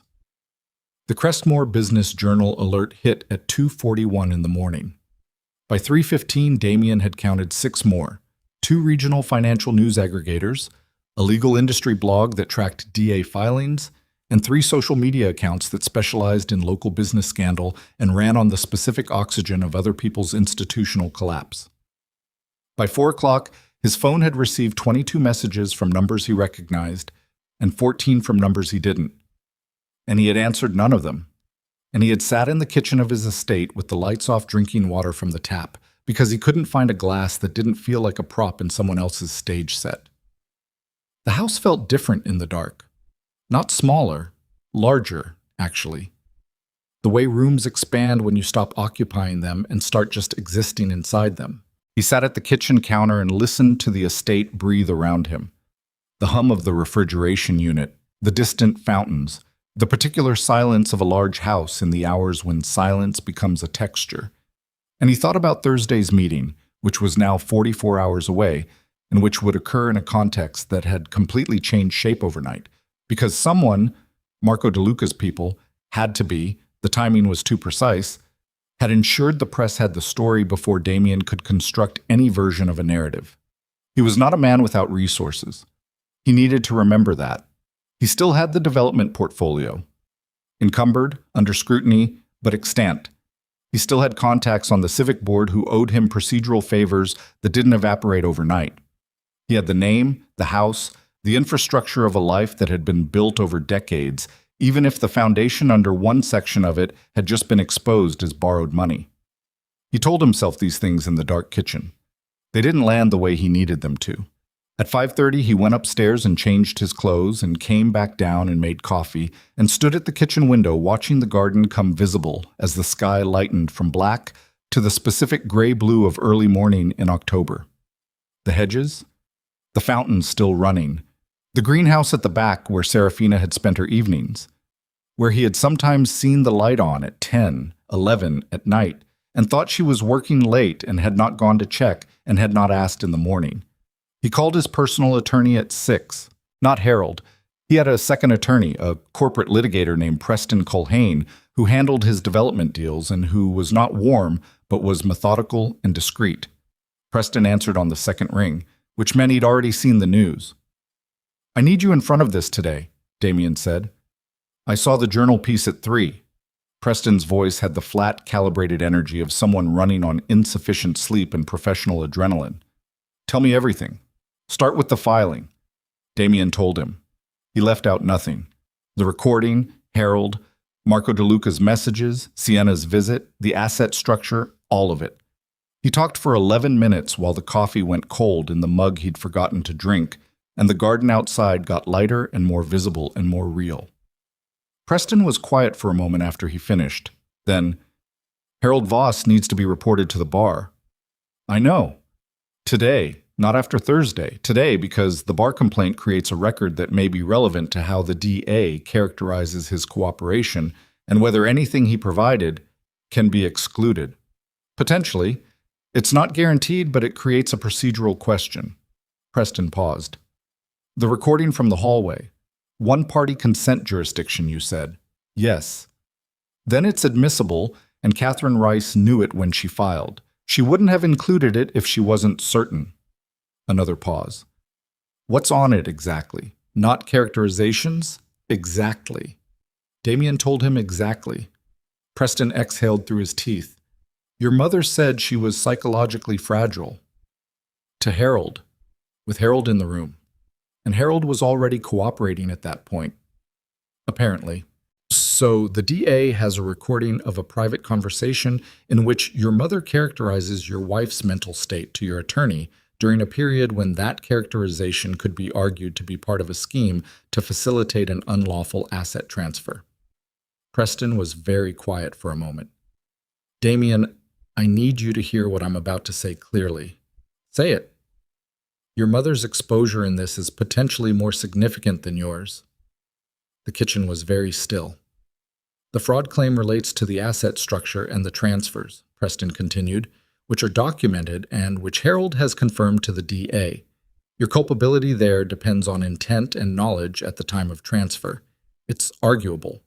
But the characterization of Serafina's mental state in the context of a documented plan to facilitate her removal from the estate and undermine her standing in a divorce proceeding, that's a different category. That's potentially tortious interference with legal rights. That's a different DA. She's my mother. I know who she is. I'm telling you what the exposure looks like. Preston's voice didn't soften. Do you know where she is right now? She went home last night. Call her. Tell her not to speak to anyone. Not Harold, not her social contacts, not anyone. Before she has independent representation. Today, Damien. This morning. He hung up and called Evelyn. She answered on the first ring, which meant she hadn't slept either. You need your own attorney, he said. Someone separate from me. Today. A pause. I have Matthew Ford, someone who doesn't know Harold, someone with no connection to the Voss firm or anyone Harold has dealt with. He pressed his thumb against the kitchen counter. Preston thinks your exposure in the recording is, I know what my exposure is, Evelyn said. Quiet. Final. Do you? I've been sitting here since 3 a.m, Damien. I know what I said. A silence. Matthew Ford is adequate. Mother, I will handle my own representation. Her voice had the specific texture of a woman who has made a decision she is not going to revisit regardless of what anyone says to her. I need you to focus on Thursday and the asset filing. I'll manage my own situation. He wanted to push back. He looked at the clock on the kitchen wall instead and did the math and decided he didn't have the capacity to have this argument today. Don't talk to anyone, he said. I'm aware. He hung up. By 8 a.m, the notifications had become a stream, and the stream had become a current, and Damien turned his phone to silent and opened his laptop instead and started going through the development portfolio with Preston's paralegal on a video call, working through the asset documentation with the focused mechanical attention of a man who cannot afford to feel anything yet and has converted the deferred feeling into precision. The paralegal's name was Dana. She was 26 and thorough and did not look at him with any expression other than professional attention, which he was grateful for in a way he didn't examine too closely. They were on the third account file when the doorbell rang. He looked up. The paralegal kept talking. He held up one finger and closed the laptop and went to the front door. 2 people stood on the limestone steps. A man and a woman, both in dark coats, both with the particular quality of stillness that comes from professional training in the specific discipline of arriving at people's doors and waiting for them to answer. The man was broad, not imposing, just substantial, the kind of physical presence that occupies space without announcing it. The woman was younger, early 30s, with a leather portfolio under her arm and the focused, unimpressed expression of someone who has had this conversation many times before and has no patience for the version where the person at the door performs surprise. Mr. Ashcroft, the woman said. I'm Investigator Calloway, Financial Crimes Division. This is my partner, Investigator Marsh. We'd like to speak with you. Damien looked at her for a moment. Thursday, he said. My attorney is... Thursday's meeting is a formal interview, Calloway said. This isn't that. This is a conversation. You're not required to have it. She paused, precisely long enough to let the implication settle. But it might be in your interest. He called Preston. Preston picked up in 6 seconds and Damien said quietly, turned away from the door. 2 investigators at my door. Financial crimes. Calloway and Marsh. A pause. Don't let them in. They say it's a conversation. It is never a conversation. Preston's voice sharpened. Tell them Thursday. Close the door. Do it politely. He turned back to the investigators. My attorney has advised me to defer until Thursday. I'll have him contact your office to confirm the time. Calloway held his gaze for a moment. Then she reached into the leather portfolio and produced a document and held it out. This is an amended notice of the Thursday meeting. The scope has been expanded. She paused again. It includes Evelyn Ashcroft. He took the document. He read the first paragraph. He called Preston back without excusing himself from the doorway. "They've added my mother to Thursday's scope." A sound from Preston's end. Not quite a word. On what basis? The recording has to be. He looked at the document. There's a reference to additional parties involved in the scheme to misrepresent. It uses that word, misrepresent, the mental and legal standing of the filing party. Preston went quiet for several seconds. "Tell them Thursday, then close the door, then call your mother." He thanked the investigators with the precise courtesy of a man following instructions and closed the door and stood in his own entryway with 43 photographs surrounding him and a document in his hand that used the word scheme in a federal-adjacent context with his mother's name appended to it. He called Evelyn. She didn't answer. He called again. On the third call she answered, and her voice had a quality he had not heard from her in his entire life. A thinness, like something structural had given slightly. "They've added you to Thursday," he said. "Scope expansion. They were just here." A silence. "Mother." "I heard you," she said. "Call Matthew Ford right now, today, before noon. I need to know he's engaged and that he understands the scope before Damien." She said his name the way you say something to stop it from continuing. "I need to tell you something." He waited. "The recording from the study," she said. "The 22-minute conversation." A pause. Very unlike her. The pausing, the construction of sentences around what she was trying to get to. There was a portion of that conversation that wasn't about characterizations. He felt something tighten in his chest. What portion? Toward the end, after you left the room and Harold and I were still talking. Another pause. Harold suggested a mechanism for contesting the DeLuca capital claim, for arguing that the transfer was a gift with no expectation of title or equity, and therefore, I know what he suggested. I was aware of that strategy. What you weren't aware of, Evelyn said carefully, was that Harold indicated he had a contact in the city assessor's office, someone who could provide documentation, amended documentation, for the original transfer records that would support the gift characterization. The kitchen was very far away. He was standing in the entryway and the kitchen was an enormous distance from where he was standing. "Amended documentation," he said. "Yes." Harold suggested forged records. He didn't use that word. Did he use words that meant that? A silence that was its own answer. "And you—" He stopped, started again. "Was this discussed further?" There were 2 subsequent conversations. Her voice was very controlled now. The thinness had gone. She'd found the composure again, or the performance of it, which at this point was possibly the same thing. "I want you to know that I did not proceed. I want you to be clear on that.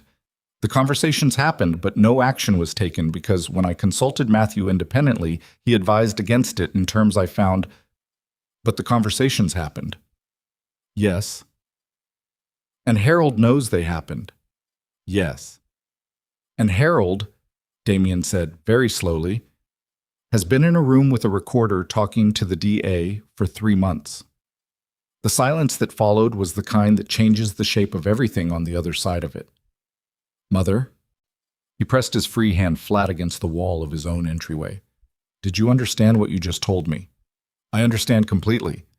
"Then you understand that what Harold has given them isn't just the fraud claim and the misrepresentation recording. He's given them a conversation about fabricating documents, and that conversation is on record with the Financial Crimes Division." He stopped, breathed. "That's not a civil exposure. That's not a tortious interference claim. That's— I know what it is." "Then why—" He stopped himself, pressed his hand harder against the wall. "Why are you telling me this right now? Why not last night? Why not 3 months ago when—" "Because last night I thought it would be manageable," Evelyn said. "I thought the scope of what Serafina had filed was the full extent of it, and that the recording of the study conversation, while damaging, was limited to the misrepresentation issue. I thought—" A pause. "I thought Harold's cooperation would be limited to what he could provide without incriminating himself." Incriminating himself. He was party to that conversation, Damien. If he disclosed it, He disclosed his own role in suggesting the document scheme. Unless he has immunity. Another silence. The particular silence of a woman who has just heard the conclusion she'd been avoiding stated in plain terms. Unless he's already been given immunity, Damien said, in exchange for full cooperation, which would mean he told them about the document conversation 3 months ago, and whatever they've been building toward Thursday has included that from the beginning. He breathed out. Call Matthew Ford. Right now. Don't say another word to me about this on the phone. He hung up. He stood in the entryway for 30 seconds. Then he walked to the dining room, turned the light on, and looked at the walls. He needed to look at the walls. Not because he wanted to, because the walls were the truth, and right now everything else was contaminated. Harold's advice, Evelyn's assurances, his own assumptions about the scope of his exposure, and the walls were the only honest accounting of what had actually happened, assembled by the one person in this entire situation who had operated from the beginning with complete information and zero self-deception. He read the financial records again, the transfers, the account numbers, the amounts and dates. He found the section near the end of the left wall, the records he'd skimmed last night because by that point his processing had been saturated. He read them more carefully now. He stopped. He leaned closer. There was a line in the documentation, an account record, late in the sequence, dated 7 months ago, that he hadn't noticed last night. An account he didn't recognize. Not one of his subsidiaries, not an Ashcroft-connected entity. The account number was annotated in Serafina's handwriting, small, precise, labeled with a single word, parallel. He stared at it. He pulled out his phone and photographed it and sent it to Preston with a message. What is this account? I don't recognize it. It's in the documentation on my wall. Preston's response came in 4 minutes. Where did this come from? Serafina's documentation. I didn't notice it last night. A longer pause. Then, I need to run this number. Give me 20 minutes. He walked to the kitchen and stood at the window and waited. The garden was fully visible now in the morning light. A clear day, the hedges casting sharp shadows. The fountains. He looked at the greenhouse and thought about Serafina working in there in the evenings and tried to understand what it must have been like to live inside this house with what she knew. To sit at dinner and pass the bread and listen to Evelyn's observations about the social calendar and say the appropriate things and then go back to the greenhouse and continue assembling the file that would dismantle it all. The discipline of that. The sheer, sustained, daily discipline. His phone rang. Preston. That account, Preston said, and his voice had a quality Damien hadn't heard from him before. Not alarm exactly, more like the specific concentration of a man confronting a variable he hadn't modeled. That account is registered to a holding entity. The holding entity traces back through 2 layers to... He stopped. Say it. Ashcroft Development Partners, Preston said. One of your subsidiary accounts. But it's not one you opened. The registration date is 14 months ago, and the signatory... Another stop. Damien, the signatory on this account is Harold Voss. The morning light was very bright through the kitchen window. Harold opened a subsidiary account in my company's structure, Damien said. 14 months ago. Before the DA approached him. Before any of this... What's in it? I don't have full visibility yet, but the movement in and out of this account over the past 14 months... I'm looking at the numbers from what Serafina documented, and if this is accurate... Preston paused.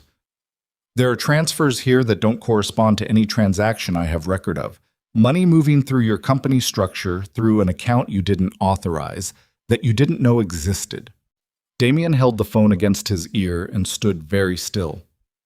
Harold wasn't just cooperating with the DA, Preston said. Harold was moving money. Through your entity. Under your name. He paused. Damien, if what I'm looking at is what I think it is, Harold Voss has been using your company structure to run transactions for the past 14 months, and when the DA approached him, he didn't just cooperate. He pointed them at you while positioning himself as the whistleblower on a scheme he was partially running. The fountains ran outside. She found it, Damien said. Serafina. She found the account. 7 months ago, she found it, and she documented it, and she put it in the file. He looked at the kitchen counter. She knew Harold was running something through my structure. She included it in the documentation she gave to Rice. which means Rice gave it to the DA, which means the DA has known for 6 days that Harold is not the cooperating witness they presented him as, Preston said. He's a subject. He cooperated to direct the investigation toward you and your mother and away from himself. A pause. This changes the exposure calculation significantly. Damien was already moving, out of the kitchen, down the hall, grabbing his jacket from the chair in the study where he'd dropped it the night before. "Where are you going?" Preston said, because he'd heard the movement. "I need to see my mother in person. I can't say what I need to say on the phone." "Damien, I know. I'll be careful." He stopped at the front door. "Preston, the account documentation that Serafina assembled, the parallel account, the Voss transactions, that's exculpatory. For me, potentially. Potentially, yes. If Harold was running unauthorized transactions through your structure, and you can demonstrate you had no knowledge." "She documented it," Damien said. "She documented Harold's own fraud in the same file she used to document mine." He stood at the front door of his own house. Why would she do that? Preston was quiet for a moment. "Because she was documenting everything," he said finally.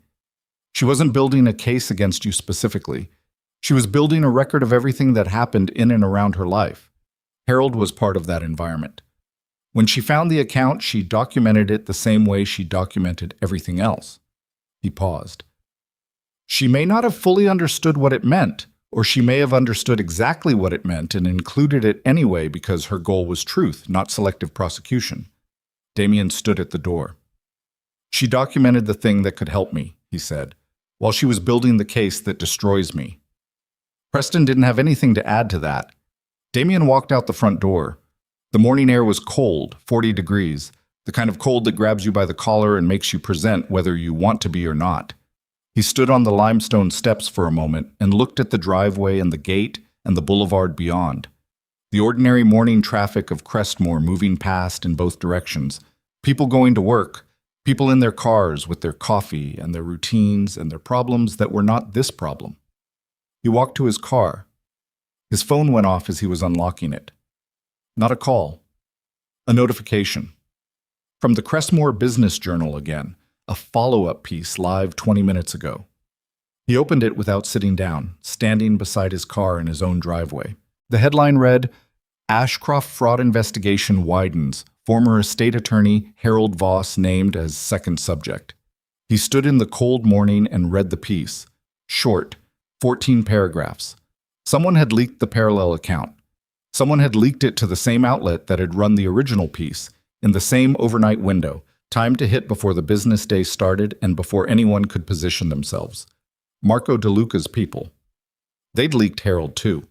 He looked up from his phone and looked at the gate at the end of the driveway and beyond it the boulevard, and he understood for the first time the full shape of what Marco DeLuca had been doing for the past months.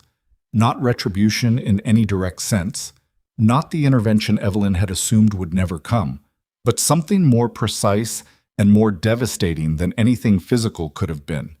He'd been feeding information to the press, selectively, timed. Not everything at once, that would have been noise, a flood, a story that burned fast and moved on. Instead, piece by piece, development by development, each leak arriving at the moment of maximum impact, each piece of information released at the point when it would do the most architectural damage to the structure being described. Evelyn had said Marco DeLuca would not go to war over a daughter who had chosen to leave his world. She had been wrong about that too. He hadn't gone to war. He'd done something quieter and more permanent. He'd stood beside his daughter's evidence and made sure the world saw it in sequence, at his pace, on a timeline that allowed no recovery. And he'd waited until Serafina was on a plane and beyond the noise of it before he'd started, so that she would arrive in Florence clean, with none of this reaching her until she was ready for it to, which was apparently the specific, quiet ferocity of what it meant to be Marco DeLuca's daughter, even after you'd spent 6 years trying not to be. Damien got in the car. He sat there for a moment with the engine off and both hands on the wheel and his breath visible in the cold interior because he hadn't started the heat yet. He thought about Thursday. The meeting was in 40 hours. He would walk into a room with Preston and face investigators who had Harold Voss's cooperation and Serafina's documentation and 3 months of financial records and a recording of his mother discussing a scheme to misrepresent her daughter-in-law's mental state. And somewhere in that same file, included not strategically, but simply because she documented everything, was the parallel account that demonstrated Harold had been running his own fraud through Damien's structure. It was the most honest accounting of his life anyone had ever assembled. It had been assembled by the woman he'd stopped paying attention to. He started the engine. His phone rang. He looked at the screen. Not Preston. Not Evelyn. Not Sienna. A Florence number. His hands went still on the wheel. It rang 4 times. He looked at it the way you look at something that requires a decision you have not yet made and cannot defer much longer, his breath coming in a visible cloud in the cold car. The boulevard moving outside the gate in both directions, the fountains running behind him. And on the 5th ring, just before it went to voicemail, he picked up. He picked up the phone. For a moment, neither of them said anything. He could hear the ambient sound of wherever she was, a faint, distant quality of space, open air, or a high-ceilinged room. The suggestion of a city that wasn't this one. His breath was still visible in the cold car interior. His hands had not moved from the wheel. Then Serafina said, "I know you're sitting in the driveway."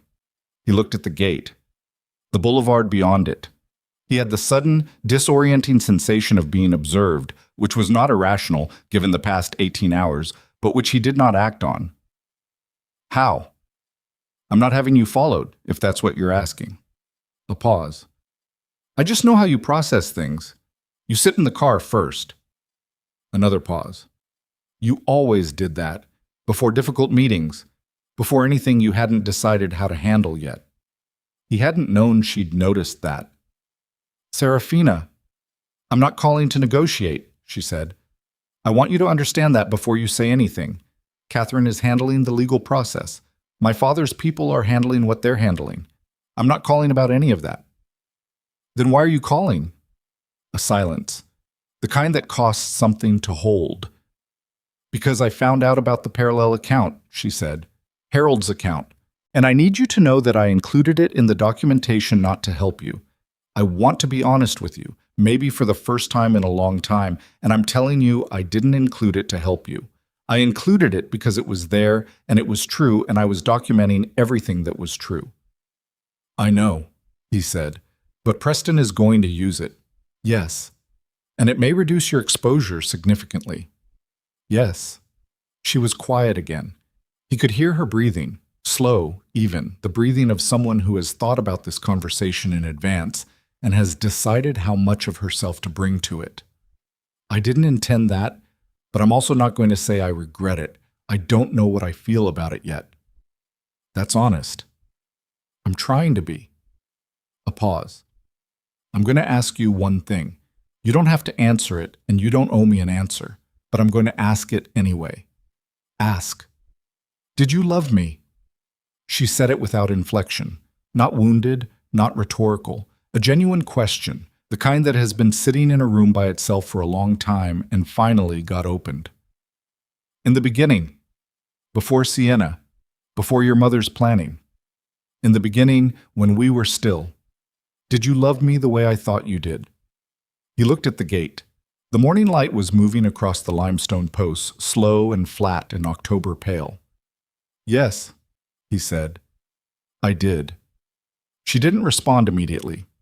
When she did, her voice had shifted slightly. Not softer, but different. Okay, she said. I needed to know that. Why? Because it changes what it was. It doesn't change what you did, but it changes what it was at the beginning, and that matters to me for reasons I'm not going to explain. A pause. Take care of yourself, Damien. Serafina, don't. Her voice was very quiet. Final in the way of something that has been decided over a long time and is not available for revision. There's nothing else. The attorneys will handle the rest. You won't hear from me again after this. She hung up. He sat in the cold car with the dead phone against his ear for a while after, the way you sit with something after the sound of it has stopped but the weight of it hasn't. The boulevard moved outside the gate, a delivery truck, 2 cyclists, a woman walking a dog. The ordinary morning world of Crestmore, indifferent, continuing. He set the phone on the passenger seat. He drove to his mother's house. Evelyn lived 12 minutes away in a townhouse she'd purchased when his father died, a narrow 4-story building on Prescott Terrace with iron railings and window boxes she maintained with seasonal precision. He parked on the street and sat for a moment and then got out and rang the bell. She opened the door herself, which meant she'd dismissed the housekeeper, which meant she'd been anticipating the kind of morning that required no witnesses. She was dressed, fully, precisely, in a way that told him she hadn't slept either, but had decided that appearance was the last fortification available to her, and she was holding it. She looked at his face. "Come in," she said. They sat in the front room, which faced the street. She'd made tea at some point. There was a pot on the small table between the 2 chairs they'd sat in for the formal conversations of Damien's adult life. He didn't touch the tea. She didn't either. He told her about Harold's account. He told her what Preston had found, and what the journal had published, and what it meant for Thursday. She listened without interrupting, which was unusual. She sat with her hands in her lap and her posture unchanged, and she listened to the full shape of what Harold Voss had done, had been doing in her orbit, using her son's company structure, while she'd been trusting him with the intimate mechanics of her family's legal arrangements. When he finished, she was quiet for a long time. "He used us," she said finally. "Yes. Harold used this family as a vehicle for his own. While we were confiding in him, he was running transactions through Damien's entity, and then when the DA approached him, he—" She stopped. Something in her face moved. She controlled it. "He gave us to them to protect himself." "Yes. And Serafina found it. 7 months ago." Evelyn looked at her hands. She looked at them the way you look at something you've trusted for a long time and are newly uncertain about. The instrument of 64 years of maneuvering, of arranging and managing and positioning, now sitting folded in her lap and offering no particular guidance. "I misjudged her," Evelyn said. "Yes." "From the beginning." A pause. "I saw what I decided to see, a woman who had softened, who had chosen sentiment over strength." She paused again. "I was wrong." He didn't agree or disagree. He watched his mother sit with the admission, which was the first one of its kind he had witnessed from her in 41 years of being her son, and he understood that it had cost her something he couldn't fully measure. "What happens Thursday?" she said. "Preston thinks Harold's parallel account changes the framing significantly. If the DA's case was built primarily on Harold's cooperation, and Harold is now himself a subject, the cooperation has a credibility problem." He turned his teacup on the saucer without picking it up. "Our exposure on the fraud claim is still real. The asset structure, the transfers, that doesn't disappear. But the characterization of the scheme, the intent, the scope, Preston thinks there's room to work. And my recording, that's more complicated." He looked at her. "The misrepresentation issue, the characterization of Serafina's stability, that's still in the file, it's still real. But the document fabrication conversation," he stopped. "If Harold raised it, and Harold is now under investigation himself, his account of that conversation is impeachable." "On Thursday," Evelyn said, "do I speak?" "Only if Matthew tells you to. If he tells you to say nothing, you say nothing." She nodded once, the small, precise nod of a woman absorbing orders she did not enjoy receiving from her son and was not going to contest because she understood that the architecture of authority in this situation had shifted and she had contributed to the shift. "I made a mistake," she said. "Several. The significant one," she said, "was Sienna, not the affair. Damien, I'm not naive about men. I'm not naive about you. That alone I could have managed. The mistake was deciding that she was a solution." She looked at the window, the iron railings, the street beyond. "I wanted an heir. I wanted the line to continue, and Serafina's losses were— I used them. I looked at her grief, and I used it as a calculus." She stopped. "That was wrong." "Yes," he said. "It was." She said nothing else about it. Neither did he.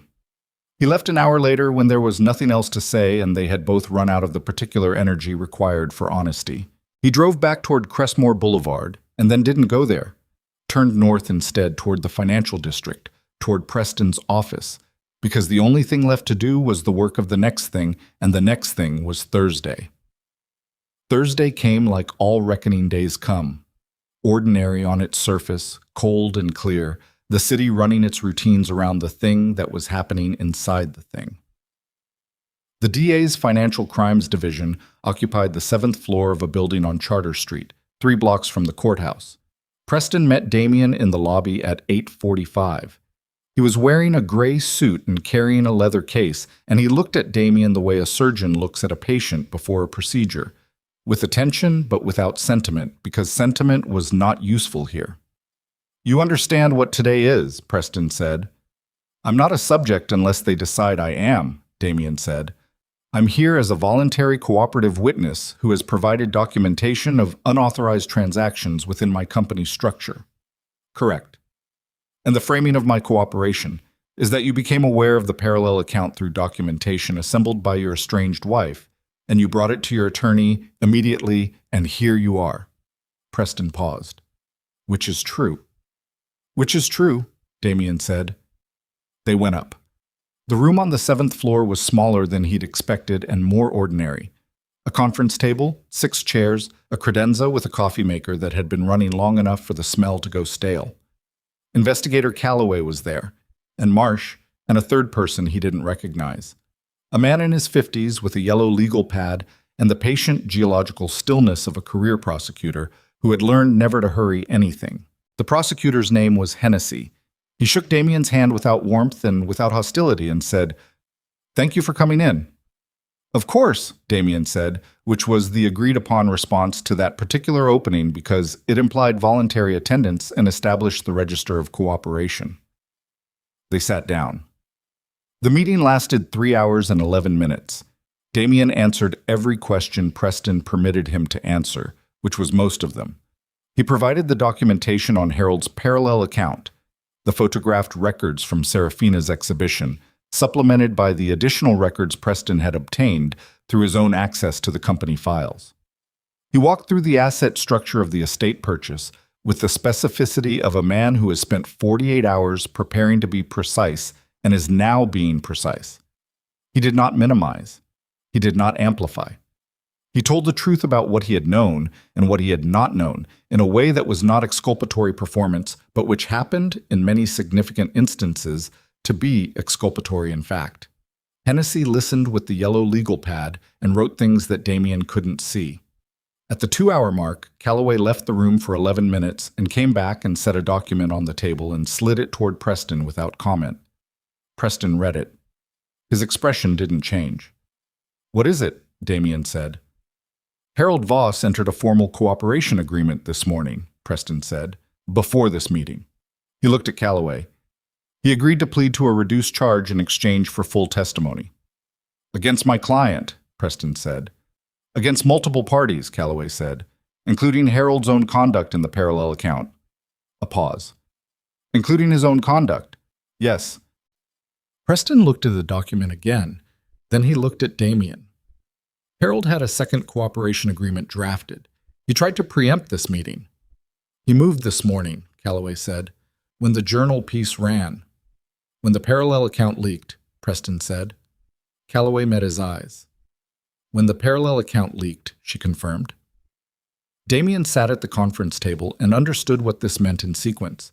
Harold had seen the journal piece, understood that his account had been exposed publicly, recognized that his value as a cooperating witness was about to collapse because the subjects he was cooperating against now had documentation of his own fraud, and had moved immediately to formalize a cooperation agreement that included his own confession before Damien's meeting made it moot. Harold Voss had spent his entire professional life being the man who moved first. "What does his cooperation cover?" Preston said. Hennessy spoke for the first time in 40 minutes. "It covers the parallel account structure, the unauthorized transactions, the document fabrication discussion with Mrs. Evelyn Ashcroft, and his prior cooperation." He paused. "He's taking a 5-year suspended sentence on a reduced fraud charge. In exchange for that, he's provided full testimony on the scope of the unauthorized transaction network." "Network," Preston said. The parallel account wasn't the only one, Hennessy said. Harold Voss has been running a parallel transaction structure through multiple client entities for 11 years. Your client's company was one of 7. He turned to Damien. You were not the target, Mr. Ashcroft. You were a vehicle. The DA's interest in your company's structure is limited to recovering the unauthorized transactions and establishing the scope of Voss's network. The room was very quiet. The fraud claim against my client, Preston said carefully, is being substantially narrowed, Hennessy said. Given the parallel account documentation and Mr. Ashcroft's voluntary cooperation today, the civil claim will proceed on the narrower question of the estate capital transfer. Criminal fraud exposure for your client is not currently the DA's position. Damien sat at the table and breathed. My mother, he said. Preston put his hand on Damien's arm. Damien said it anyway. Evelyn Ashcroft. Hennessy looked at him directly. Mrs. Ashcroft's exposure relates to the misrepresentation recording and the document fabrication discussion. Her attorney is being contacted this morning. A pause. She will have the opportunity to cooperate as well. She'll cooperate, Damien said. Preston moved his hand from Damien's arm to the table. My client can't make commitments on she'll cooperate, Damien said again. Not to Preston, to Hennessy. She'll do what's necessary. Hennessy wrote something on the yellow legal pad. They came out of the building at 12:17. The street was full of lunch-hour foot traffic, people moving in both directions with coffee cups and phones, the ordinary machinery of a Thursday in the financial district. Damien stood on the sidewalk and put his face in the cold air and let it hit him for a moment. The civil claim, he said.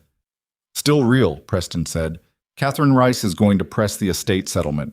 The capital transfer issue remains, and the divorce proceeds on Serafina's terms. He paused.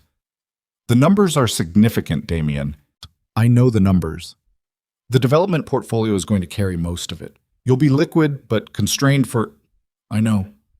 He looked at the street. It's her father's money. It was always her father's money. I knew that, and I let my mother tell me it didn't matter. Preston was quiet. She's not wrong to take it back, Damien said. Preston looked at him. It was the first time in the 2 days they'd been working through this that Preston had looked at him with anything other than professional assessment. No, he said after a moment. She's probably not. He called Evelyn from the car. She'd already heard from Matthew Ford. She was cooperating. Her voice on the phone was the voice of a woman who had decided that the last position available to her was dignity, and she was occupying it with both hands. She didn't cry. He hadn't expected her to. She said, I'll do what needs to be done. I know, Mother. And after, he looked out the car window. After we rebuild, smaller, differently. A pause. Differently, she repeated, testing the word. Yes. She hung up. He drove home. The estate looked different in the afternoon light. Same limestone, same gate, same fountains, but the quality of it had changed in a way he couldn't specify, the way a room changes when the person who made it home is no longer in it. He parked in the driveway and sat for a moment and then went inside. He walked to the dining room. He stood in the doorway and looked at the walls for a long time. Then he went to the kitchen and found a box, and came back and began carefully to take the photographs down. Not to destroy them. He didn't have that right. They weren't his documentation. He took them down gently, the way you handle something that belongs to someone else, and he stacked them in the box in the sequence she'd arranged them. The chronology. The evidence. He took down the financial records and the transcription panels in the same careful order. When he finished the dining room, he moved to the sitting room, then the hallway, then the master bedroom. He took down the wedding photograph last. He held it for a moment. The candid frame, the imperfect background, her expression turned up toward him that he still couldn't fully name. He set it on top of the stack. He taped the box closed and wrote Serafina's name on it in marker and set it by the front door for Catherine Rice's office to collect. Then he sat down on the stairs, not at the dining table, not in his study, on the stairs, with the empty walls of the entryway around him, and he sat there for a while in the house that was going to have to become something other than what it had been, and he let the silence of it be what it was. He did not reach for his phone, He did not make a plan. He sat and he breathed, and outside the fountains ran, and the afternoon moved slowly toward evening, and somewhere in the Oltrarno district of Florence, Serafina De Luca was at work. She was at work. The studio occupied the upper floor of a building that had been a textile warehouse in a previous century and still smelled faintly of it. Linen and something mineral, something old.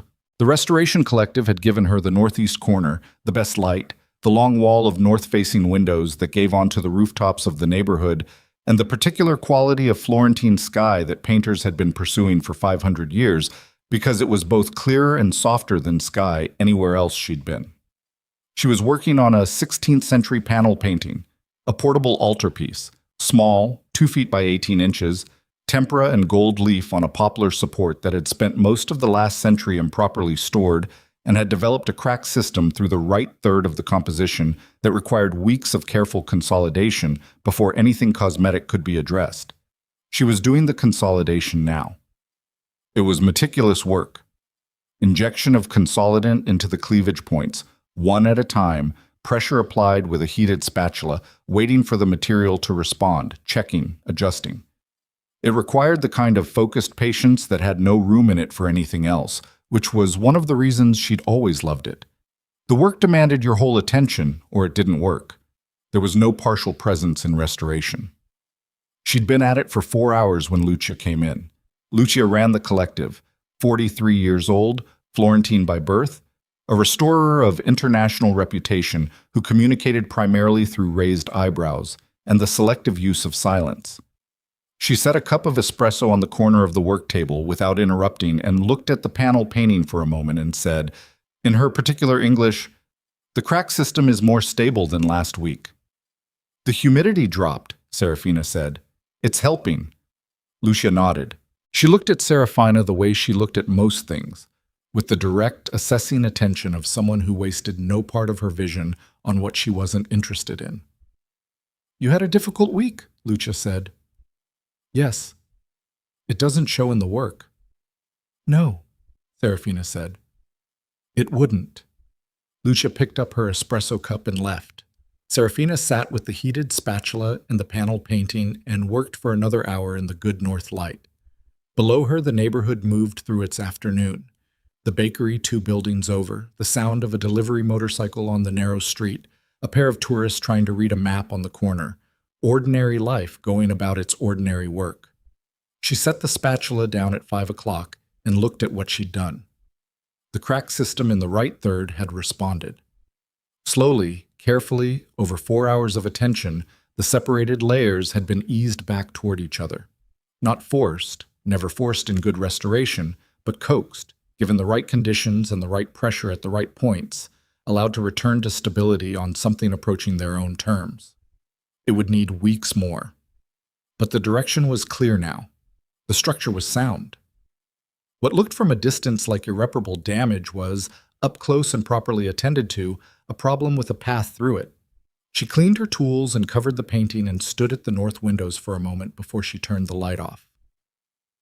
The rooftops of the Oltrarno in the October dusk, terracotta and stone, the near roofs and the far roofs, the hills beyond the city beginning to disappear into the early dark.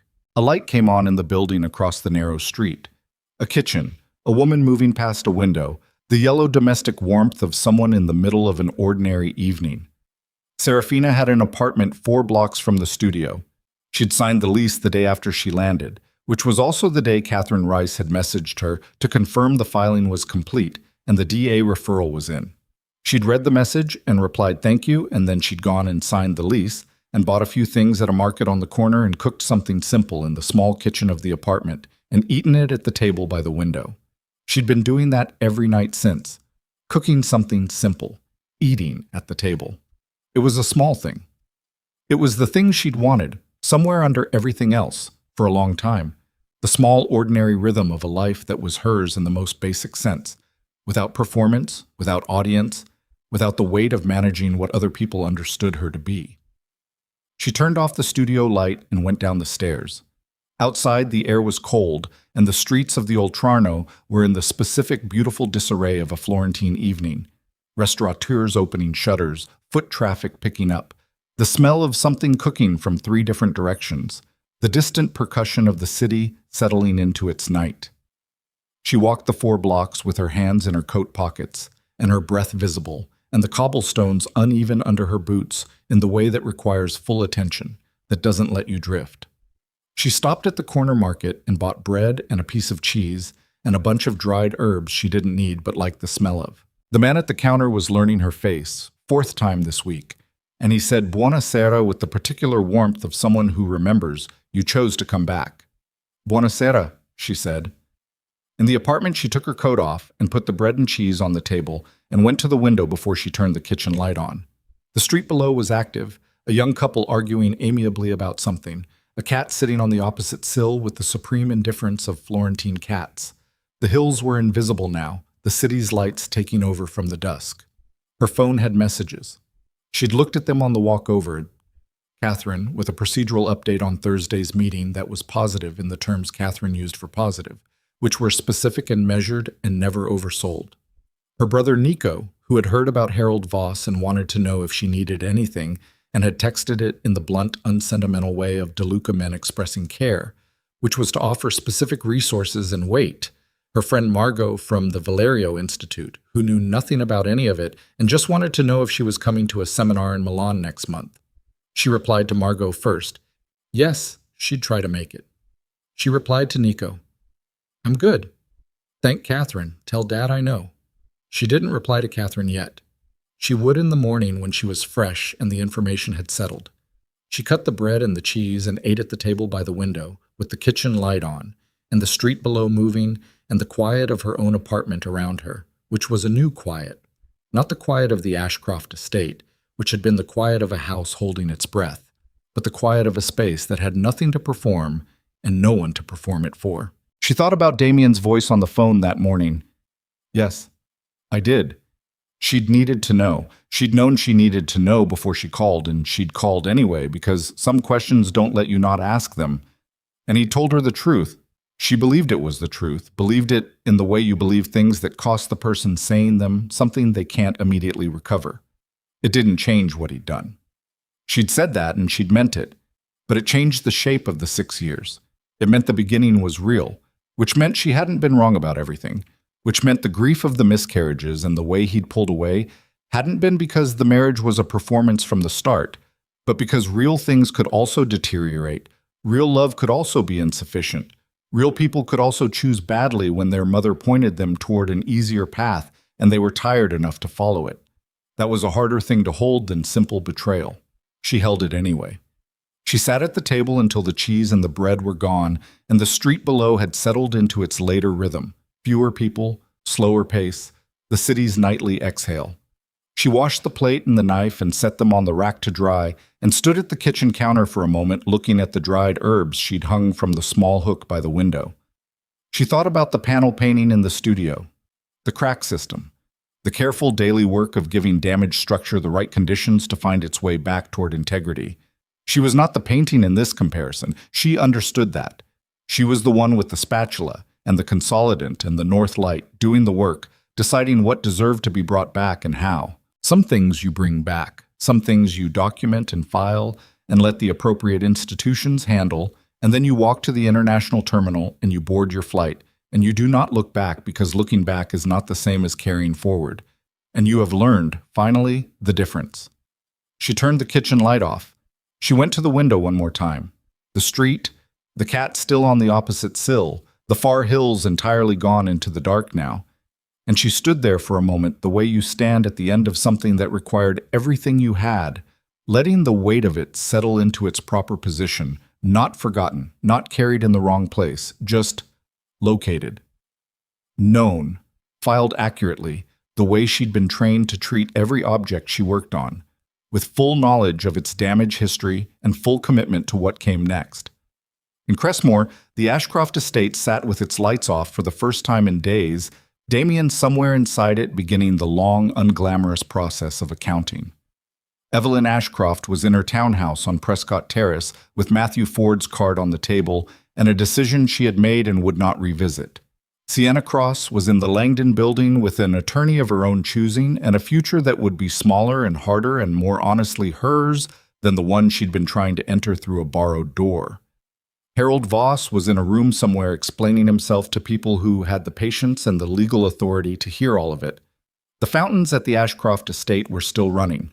They would run until someone decided to turn them off, which would require a decision about who had the standing to turn them off, which would require the legal process to complete itself, which would take the time it took. Serafina was not thinking about the fountains. She was thinking about tomorrow morning. The studio, the north windows, the panel painting with its crack system stabilizing slowly under careful attention, the espresso Lucia would bring without announcement, the particular quality of concentration that had been her most reliable country since she was old enough to understand that some places you inhabit with your body and some places you inhabit with your whole self, and it matters very much to know the difference. She was in the right place now. She'd gotten there the way she'd gotten through everything that required it, not by being unafraid, not by being unbroken, but by being, when it mattered most, completely honest about what was true and completely committed to what she was going to do about it. She let the curtain fall back across the window. She went to bed. Outside, the city of Florence moved through its October night the way it had moved through every night for 1,000 years.